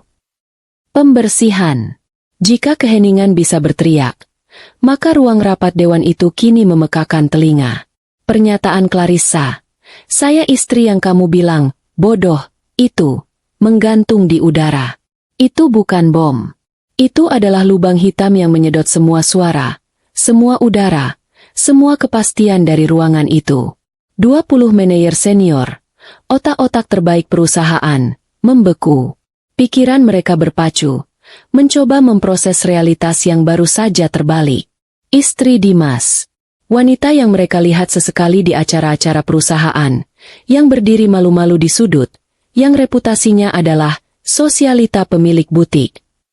Wanita, polos, itu adalah CEO, pemilik utama, figur hantu yang mereka takuti, yang keputusannya bisa membangun atau menghancurkan karir mereka. Farel adalah yang pertama pulih dari keterkejutan. Semua kepingan puzzle aneh itu, pertemuan Clarissa yang tidak sengaja di lobi, yang dia anggap sebagai istri yang mengantar makan siang, kini terlihat jelas. Itu bukan kunjungan istri. Itu adalah inspeksi mendadak dari sang pemilik. Dia tidak sedang mengantar rendang. Dia sedang melakukan pengintaian. Rasa hormat yang luar biasa, bercampur rasa ngeri, menjalari tulang punggung Farel. Aryo, manajer keuangan, hampir pingsan. Dia baru sadar. Dia telah berinteraksi dengan Ibu Clarissa beberapa kali di acara amal perusahaan. Dia memperlakukannya dengan ramah, tapi meremehkan. Kini dia sadar, wanita yang diajaknya bicara soal tren tas terbaru adalah wanita yang sama yang menandatangani cek gajinya. Dan wanita itu baru saja membongkar penipuan di bawah hidungnya. Di lantai, isak tangis Fania berhenti mendadak. Suaranya tercekat di tenggorokan. Matanya yang bengkak menatap ngeri pada sosok Clarissa di podium. Wanita yang dia ejek. Wanita yang suaminya dia rebut. Wanita yang butik bodoh-nya dia tertawakan. Wanita itu adalah atasannya? Bukan. Dia adalah pemilik segalanya. Fania tidak hanya berselingkuh dengan suami bosnya. Dia berselingkuh dengan suami pemilik perusahaan. Dia tidak hanya mencuri uang perusahaan. Dia mencuri langsung dari dompet sang ratu. Ini bukan lagi soal dipecat. Ini soal penjara. Teror yang murni dan absolut melumpuhkannya. Dan Dimas. Dunia Dimas tidak lagi berputar. Dunianya telah lenyap. Dia menatap Clarissa. Wanita yang tidur di sebelahnya. Wanita yang dia bohongi setiap hari. Wanita yang dia anggap terlalu bodoh untuk melihat kebohongannya. Setiap senyum polos. Setiap anggukan penurut. Setiap kalimat. "Iya, Mas, hati-hati di jalan." Semua itu bohong? Itu bukan kebohongan. Itu adalah kesabaran. Kesabaran seekor predator yang membiarkan mangsanya masuk lebih dalam ke perangkap. "Clarissa?" Suaranya keluar seperti bisikan serak. Dia tidak tahu harus memanggilnya apa. "Sayang, Bu CEO, kamu Kamu tidak ini tidak mungkin. Kamu butik. Clarissa menatapnya. Tidak ada lagi cinta di mata itu. Tidak ada kemarahan yang panas. Yang ada hanya es. Dingin, tajam, dan mati. Butik itu, kata Clarissa, suaranya yang tenang kembali menggema, adalah hobi yang menyenangkan. Tapi perusahaan ini adalah warisanku. Dan kamu, matanya mengunci Dimas, adalah kesalahan terbesarku. Dia berbalik sedikit, menghadap ruangan. Pak Dimas, katanya, menggunakan nada formal yang menusuk jantung Dimas lebih dalam dari belati. Anda dipecat. Dimas tersentak seolah baru saja ditampar. Bukan, lanjut Clarissa, mengantisipasi pembelaannya. Bukan karena perselingkuhanmu. Itu menjijikan. Tapi itu urusan pribadi kita. Dan urusan itu akan kita selesaikan di pengadilan perceraian. Dia menunjuk layar. Dan Rizwan, seperti operator yang patuh, kembali menampilkan slide rincian kerugian. Kamu dipecat karena kamu adalah seorang pencuri, desis Clarissa. Kamu dipecat karena kamu menyalahgunakan wewenangmu. Kamu mencuri 155 juta rupiah dari perusahaanku. Dari perusahaan yang memberimu kehidupan mewah yang kamu pamerkan. Dia lalu mengalihkan pandangannya ke gundukan gemetar di lantai. Fania tersentak. Kamu juga dipecat. Tidak. Fania tiba-tiba menemukan suaranya. Itu adalah jeritan putus asa. Dia merangkak. Mencoba berdiri. Tidak. Ibu. Ibu CEO. Tolong. Saya tidak tahu. Saya dijebak. Dia yang memaksa saya. Dia menunjuk Dimas dengan jari gemetar. Dia bilang dia akan memecat saya jika saya tidak mau. Dia yang mengatur semuanya. Saya hanya korban. Dimas, yang masih membeku, menatap Fania dengan nanar. Korban? Wanita yang menuntutnya untuk menceraikan istrinya semalam, kini menyebut dirinya korban. Clarissa tertawa. Tawa yang singkat, kering, dan tanpa humor. Korban. Dia memberi isyarat pada Rizwan. Klik. Video di tangga darurat kembali diputar. Tanpa suara. Hanya visual vulgar. Apakah itu? Kata Clarissa dingin. Terlihat seperti paksaan. Fania? Apakah menikmati champagne di Presidential Suite di Surabaya atas biaya perusahaan terasa seperti dipaksa? Klik. Rekaman audio semalam diputar lagi. Suara Fania. Aku muak jadi simpanan. Aku mau jadi Ibu Dimas yang sah. Wajah Fania hancur. Dia kembali jatuh terduduk. Tidak ada lagi yang bisa dia katakan. Dia telah membunuh dirinya sendiri. Kamu bukan korban, kata Clarissa. Kamu adalah kaki tangan.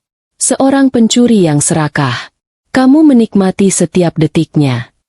Akhirnya, Dimas meledak. Rasa takutnya dikalahkan oleh amarah dan penghinaan yang tak tertahankan. Dia tidak bisa menerima ini. Clarissa. Dia berteriak. Dia berdiri dari kursinya. Kursinya terjatuh ke belakang dengan suara gedebuk keras.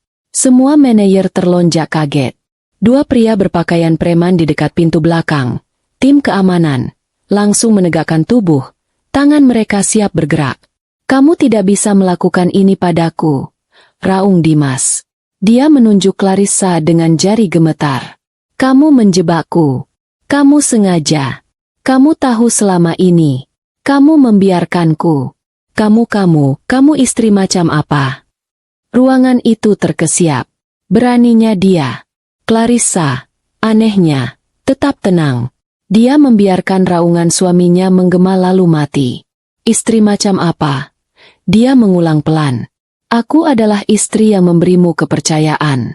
Aku adalah istri yang memberimu kesempatan karir yang tidak pantas kamu dapatkan. Aku adalah istri yang memberimu rumah, memberimu cinta, dan memberimu rasa hormat yang kamu injak-injak setiap hari. Dia melangkah maju dari balik podium. Klik, klak, klik. Dia berjalan mendekati Dimas. Dia berhenti tepat 1 meter di depannya. Dia lebih pendek. Tapi auranya membuatnya tampak menjulang tinggi. Kamu benar, bisiknya. tapi mikrofon di kerahnya menangkap setiap kata. Aku tahu selama 3 bulan. Aku melihat info restoran Aurora. Aku melihat klaim laptop untuknya. Aku melihat semuanya. Dimas menatapnya ngeri. 3 bulan? Kamu pikir kenapa aku polos? Lanjut Clarissa. Karena aku ingin melihat. Aku ingin melihat seberapa jauh kamu akan melangkah. Dimas. Seberapa busuk hatimu sebenarnya. Aku memberimu tali. Aku membiarkanmu berlari. Dan kamu, dengan bodohnya, menggunakan tali itu untuk menggantung dirimu sendiri. Dia menatap gaun biru safir yang dipakainya. Gaun ini, kamu membelikannya untukku. Kamu bilang ini hadiah karena kamu mencintaiku. Tapi kamu mengklaimnya sebagai biaya representasi klien. Kamu bahkan mencuri dariku atas nama cinta. Dimas tidak punya kata-kata. Perusahaan kita? Clarissa tertawa sinis, menjawab tuduhan Dimas sebelumnya. Tidak, Dimas. Tidak pernah ada. Kita. Ini perusahaanku. Warisan ayahku. Kamu hanya seorang manajer. Seorang karyawan. Dan hari ini, kamu bahkan bukan itu lagi. Dia berbalik. Rizwan. Itu adalah kata sandinya. Pintu di belakang terbuka. 2 petugas keamanan berseragam, ditambah 2 pria berjas rapi, tim legal, melangkah masuk dengan cepat. Secara bersamaan, 2 pria berpakaian preman yang tadi siaga, bergerak maju, mengapit Dimas. Apa ini? Lepaskan aku, teriak Dimas, saat seorang petugas keamanan memegang lengannya. Salah satu pria berjas, pengacara, maju ke depan, tidak gentar. Dia meletakkan sebuah tablet di depan Dimas, dan satu lagi di depan Fania yang masih menangis di lantai. Pak Dimas, Ibu Fania. Ini surat pemecatan Anda. Anda diberhentikan dengan alasan pelanggaran berat dan tindak pidana penggelapan dana, kata pengacara itu dengan nada datar. Aku tidak akan tanda tangan, teriak Dimas, mencoba melepaskan diri. Tidak masalah, kata pengacara itu. Ini hanya formalitas. Anda sudah resmi diberhentikan.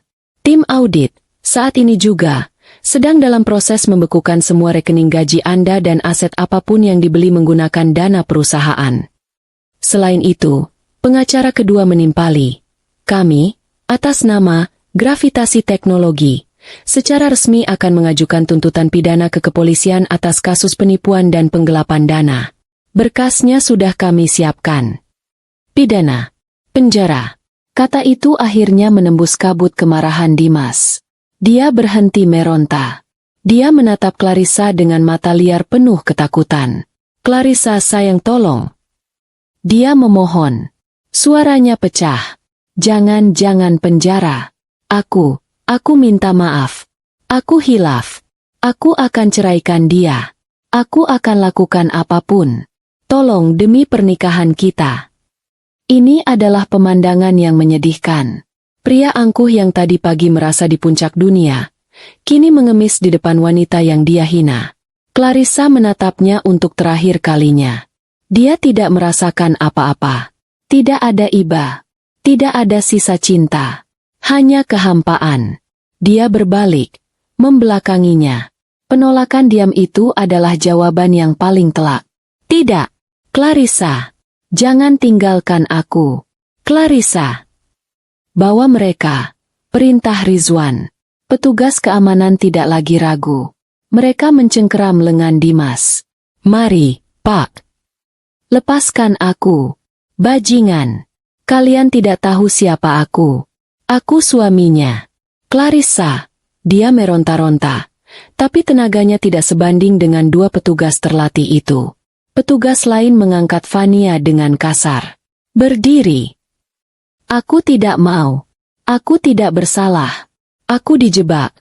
Fania menangis histeris. Kakinya lemas. Dia praktis diseret. Dan terjadilah walk of shame yang paling memalukan dalam sejarah perusahaan. Dimas, yang berteriak-teriak memanggil nama Clarissa dan mengumpat. Dan Fania, yang menangis meraung-raung. Riasannya luntur. Rambutnya acak-acakan. Mereka berdua diseret keluar dari ruang rapat dewan.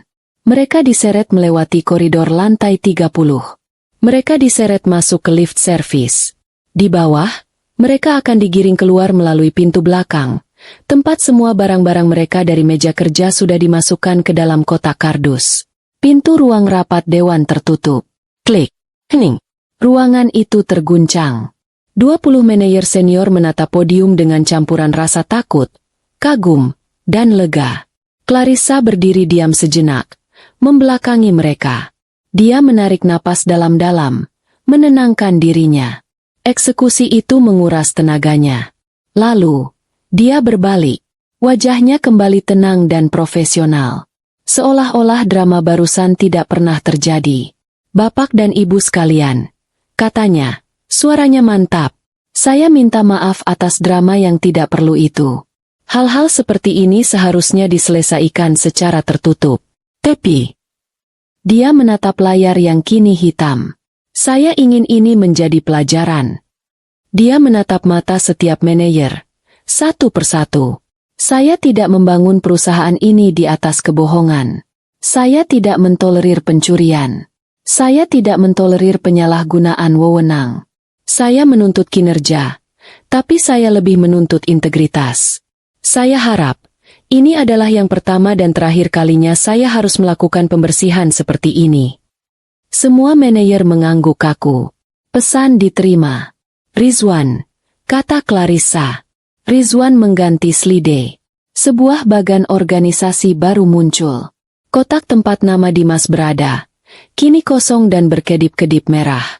Divisi yang baru saja ditinggalkan Pak Dimas adalah divisi krusial. Kita tidak bisa membiarkannya kosong. Mata Clarissa mencari di antara kerumunan.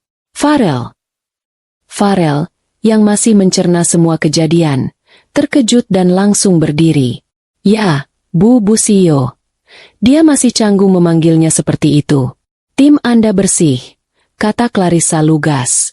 Laporan Anda selalu akurat. Kinerja Anda konsisten dan jujur. Saya sudah mengamati Anda selama setahun terakhir. Farel menelan ludah. Dia mengamatiku. Anda ambil alih divisi itu. Efektif detik ini. Perintah Clarissa. Rangkap jabatan sementara. Sampai Anda menemukan pengganti yang kompeten untuk posisi lama Anda. Dan mulai sekarang, Anda melapor langsung ke saya. Bukan lagi melalui presiden direktur. Ini adalah promosi besar-besaran. Lompatan kuantum dalam karirnya. Farel tertegun sejenak, lalu menegakkan tubuhnya. Baik, Bu CEO. Saya mengerti. Saya terima. Terima kasih atas kepercayaannya. Jangan berterima kasih pada saya, kata Clarissa.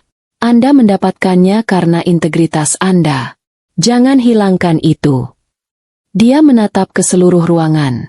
Rapat pleno istimewa hari ini selesai. Kembali bekerja. Tanpa berkata apa-apa lagi, Clarissa berbalik. Dia berjalan keluar dari podium. Klik, klak, klik. Langkah kakinya yang mantap adalah satu-satunya suara di ruangan itu. Dia berjalan keluar pintu, meninggalkannya terbuka. Butuh waktu 30 detik penuh sebelum ada yang berani bergerak atau bahkan bernapas. Gravitasi teknologi baru saja menyaksikan kelahiran kembali pemimpin mereka. Dan sang ratu, ternyata, tidak kenal ampun. Kebebasan baru. Waktu tidak menunggu siapapun. Tidak untuk hati yang hancur. Tidak pula untuk karir yang remuk. 2 minggu setelah hari Rabu yang menggemparkan itu, Clarissa dan Dimas bertemu lagi. Bukan di rumah mereka yang mewah. Bukan di menara kantor yang megah. Mereka bertemu di ruangan steril berbau kertas tua di sebuah kantor firma hukum.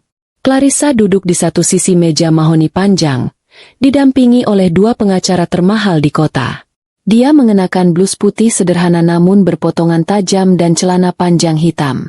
Rambutnya diikat ekor kuda yang ketat. Dia tampak seperti seorang eksekutif yang sibuk, yang waktunya sangat berharga. Di seberang meja, duduklah Dimas. Transformasinya dalam 2 minggu sangat mengejutkan. Pria yang dulu angkuh dan karismatik itu kini tampak kuyu. Dia kehilangan berat badan. Kantung matanya hitam. Dia mengenakan kemeja polo yang kusut.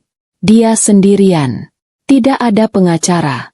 Setelah asetnya dibekukan dan dia menghadapi tuntutan pidana, tidak ada firma hukum terkemuka yang mau menerimanya tanpa uang muka yang besar. Dia hanya didampingi seorang pengacara publik yang tampak lelah dan kewalahan. Ini bukan negosiasi perceraian. Ini adalah penandatanganan surat penyerahan tanpa syarat. Pengacara Clarissa meletakkan setumpuk dokumen di atas meja. "Pak Dimas," katanya tanpa basa-basi, "ini adalah surat gugatan cerai. Klien kami, Ibu Clarissa, menuntut perceraian dengan alasan perselingkuhan dan penipuan." Pengacara itu mendorong sebuah tablet ke depan Dimas. "Ini adalah kompilasi bukti, video, rekaman audio, dan audit keuangan penuh. Kami yakin ini lebih dari cukup untuk pengadilan." Dimas bahkan tidak sanggup melihatnya. "Dan ini," pengacara kedua melanjutkan, "adalah perjanjian pemisahan harta. Singkatnya, perjanjian pranikah yang Anda tandatangani 5 tahun lalu, yang menyatakan bahwa semua aset yang dimiliki sebelum menikah tetap menjadi milik pribadi, akan ditegakkan sepenuhnya." Dimas teringat hari itu. Dia menandatangani setumpuk kertas yang menurut Clarissa hanya formalitas admin bank. Dia menandatanganinya sambil tertawa, berpikir betapa lugunya calon istrinya itu. Ternyata, itu adalah perjanjian pranikah berlapis baja yang disiapkan oleh tim hukum ayahnya. "Artinya," lanjut pengacara itu, "Anda tidak mendapatkan apa-apa. Tidak ada gonogini. Tidak ada tunjangan. Rumah di kawasan elit itu 100% atas nama Ibu Clarissa. Mobil yang Anda kendarai adalah aset perusahaan yang sudah ditarik. Semua saham yang Anda miliki di perusahaan hanyalah opsi bonus yang kini hangus karena pemecatan Anda." Dimas menatap Clarissa. Ini adalah kesempatan terakhirnya. "Clarissa." Suaranya serak. "Tolong jangan begini. Aku tidak punya apa-apa lagi. Mereka akan memenjarakanku. Setidaknya jangan ambil semuanya. Di mana aku akan tinggal?" Clarissa menatapnya. Untuk pertama kalinya dalam 2 minggu, dia menatap langsung ke matanya. Tidak ada kebencian.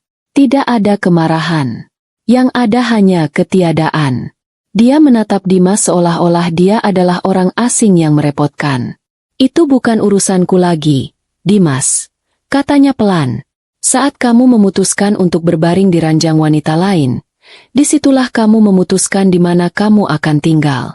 Saat kamu memutuskan untuk mencuri dari perusahaanku, disitulah kamu memutuskan masa depanmu." "Tapi aku mencintaimu," teriak Dimas putus asa. Clarissa tertawa kecil. "Kamu tidak mencintaiku.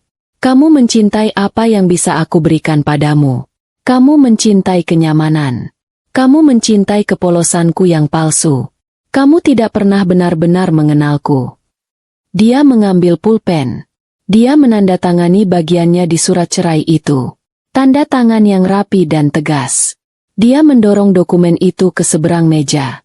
"Tanda tangani, Dimas, atau kita bertemu di pengadilan. Dan percayalah, pengacaraku akan memastikan rekaman audio semalam itu diputar di ruang sidang terbuka, bersamaan dengan tuntutan pidana itu." Ancaman itu, penghinaan publik lebih lanjut, adalah pukulan terakhir. Tangan Dimas gemetar hebat. Dia mengambil pulpen. Dia melihat nama Clarissa. Lalu dia membubuhkan tanda tangannya sendiri. Coretan yang kacau. Selesai. 5 tahun pernikahan mereka berakhir di atas selembar kertas. Clarissa berdiri. Dia tidak mengucapkan selamat tinggal. Dia tidak menoleh ke belakang. Dia hanya berjalan keluar ruangan. Pengacaranya mengikutinya. Dimas ditinggal sendirian di ruangan itu, bersama pengacara publiknya dan setumpuk kertas yang mengkonfirmasi bahwa dia kini adalah seorang pria tanpa istri, tanpa pekerjaan, tanpa rumah, dan sedang menghadapi hukuman penjara. 3 bulan berlalu. Gravitasi teknologi telah berubah. Rumor tentang rapat pleno berdarah itu telah menyebar seperti api, tetapi detailnya tetap dirahasiakan oleh para manajer yang terlalu takut untuk bergosip. Yang mereka tahu hanyalah Dimas dan Vania lenyap, dan istri polos Dimas yang sering diremehkan kini duduk di kursi CEO. Clarissa tidak lagi bersembunyi. Dia mengambil alih kendali perusahaan secara penuh dan terbuka. Presiden Direktur Boneka itu dipensiunkan dengan pesangon yang sangat besar dan surat perjanjian untuk tutup mulut. Kantor penthouse di lantai 50 kini menjadi pusat operasi yang resmi. Clarissa terbukti sebagai pemimpin yang berbeda. Dia tegas, tapi adil. Dia memotong birokrasi yang tidak perlu, memecat beberapa manajer lain yang terbukti sebagai kroni Dimas yang ikut memanipulasi laporan, dan mempromosikan beberapa talenta muda yang jujur, termasuk Farel. Dia adalah kebalikan dari CEO misterius yang galak. Dia terlihat, dia mendengarkan, tapi dia tidak mentolerir kebohongan. Integritas menjadi kata kunci baru di perusahaan itu. Dan laba perusahaan, anehnya, justru meningkat. Orang-orang bekerja lebih baik di bawah kepemimpinan yang jelas daripada di bawah ketakutan akan hantu. Perubahan itu tidak hanya terjadi di kantor. Suatu sore di akhir pekan, Clarissa berdiri di ruang tamu rumah yang pernah dia tinggali bersama Dimas. Rumah itu kosong. Semua perabot sudah diangkut. Tanda, terjual, besar tertancap di halaman depan. Dia berjalan melewati kamar tidur mereka. Dia teringat malam-malam dia berbaring sendirian, pura-pura tidur, mencium aroma parfum Vania di bantal di sebelahnya. Dia teringat rasa sakitnya. Rasa dikhianati. Dia menyentuh dinding yang dingin. Dia pikir dia akan merasa sedih. Atau marah. Tapi dia tidak merasakan apa-apa. Tempat ini hanyalah cangkang kosong. Itu bukan rumahnya lagi. Itu adalah panggung tempat dia memainkan peran sebagai istri polos. Dan pertunjukan itu sudah selesai. Dia berjalan ke walk-in closet. Di sanalah sisa-sisa kehidupan lamanya tergantung. Gaun-gaun bunga, blus-blus sutra lembut, pakaian, Ibu Clarissa, yang manja. Dia sudah memindahkan pakaian, CEO Clarissa, ke tempat barunya. Dia melihat gaun-gaun ini. Dia mengambil satu, gaun musim panas berwarna kuning yang pernah dipuji Dimas. Dia meremas kain itu di tangannya. Lalu, dia melepaskannya. Dia berjalan keluar dari ruangan itu. Dia berjalan keluar dari rumah itu. Dia tidak menoleh ke belakang. Semua pakaian itu akan disumbangkan. Dia masuk ke mobilnya, sebuah konvertible hitam ramping yang baru dia beli, dan melaju pergi. Atapnya terbuka, membiarkan angin sore menerpa wajahnya. Malam itu, dia berdiri di balkon apartemen penthouse barunya. Tempat ini berbeda dari rumah lamanya. Seluruhnya terbuat dari kaca dan baja, menghadap ke jantung kota. Minimalis, kuat, dan 100% miliknya. Dari balkon ini, dia bisa melihat menara, gravitasi teknologi, yang menjulang gagah, berkilauan di antara gedung-gedung lain. Ponselnya berdering. "Rizwan." "Bu," kata Rizwan. Suaranya terdengar puas. Baru saja ada putusan. Clarissa menyesap anggur merahnya. "Ya." Sidang tuntutan pidana. Buktinya terlalu kuat. Rekaman dan audit keuangan tidak terbantahkan. Rizwan berhenti sejenak. Dimas divonis 3 tahun penjara. Vania, karena perannya sebagai kaki tangan dan dia setuju untuk bersaksi melawan Dimas di menit-menit terakhir, mendapat vonis 1,5 tahun, masa percobaan. 3 tahun. Clarissa memandang lampu-lampu kota. Keadilan telah ditegakkan. Dia pantas mendapatkannya, kata Clarissa pelan. Dan Vania? Dia bebas. Secara teknis ya, tapi dengan catatan kriminal. Karirnya di industri ini sudah selesai. Tidak ada perusahaan teknologi yang mau menyentuhnya. Jelas Rizwan. "Baik," kata Clarissa. "Terima kasih informasinya, Rizwan." "Selamat malam, Bu CEO." "Selamat malam." Dia menutup telepon. Dia tidak merasa gembira. Dia tidak bersorak. Dia hanya merasa selesai. Sebuah bab yang busuk dalam hidupnya akhirnya ditutup. Dia mengangkat gelasnya, bukan ke arah menara kantornya, tapi ke arah kota yang berkilauan di bawahnya. Ke arah masa depannya. Dia sendirian. Dia berkuasa. Dia utuh. Dan untuk pertama kalinya setelah sekian lama, Clarissa tersenyum. Senyum yang tulus. Senyum yang bebas.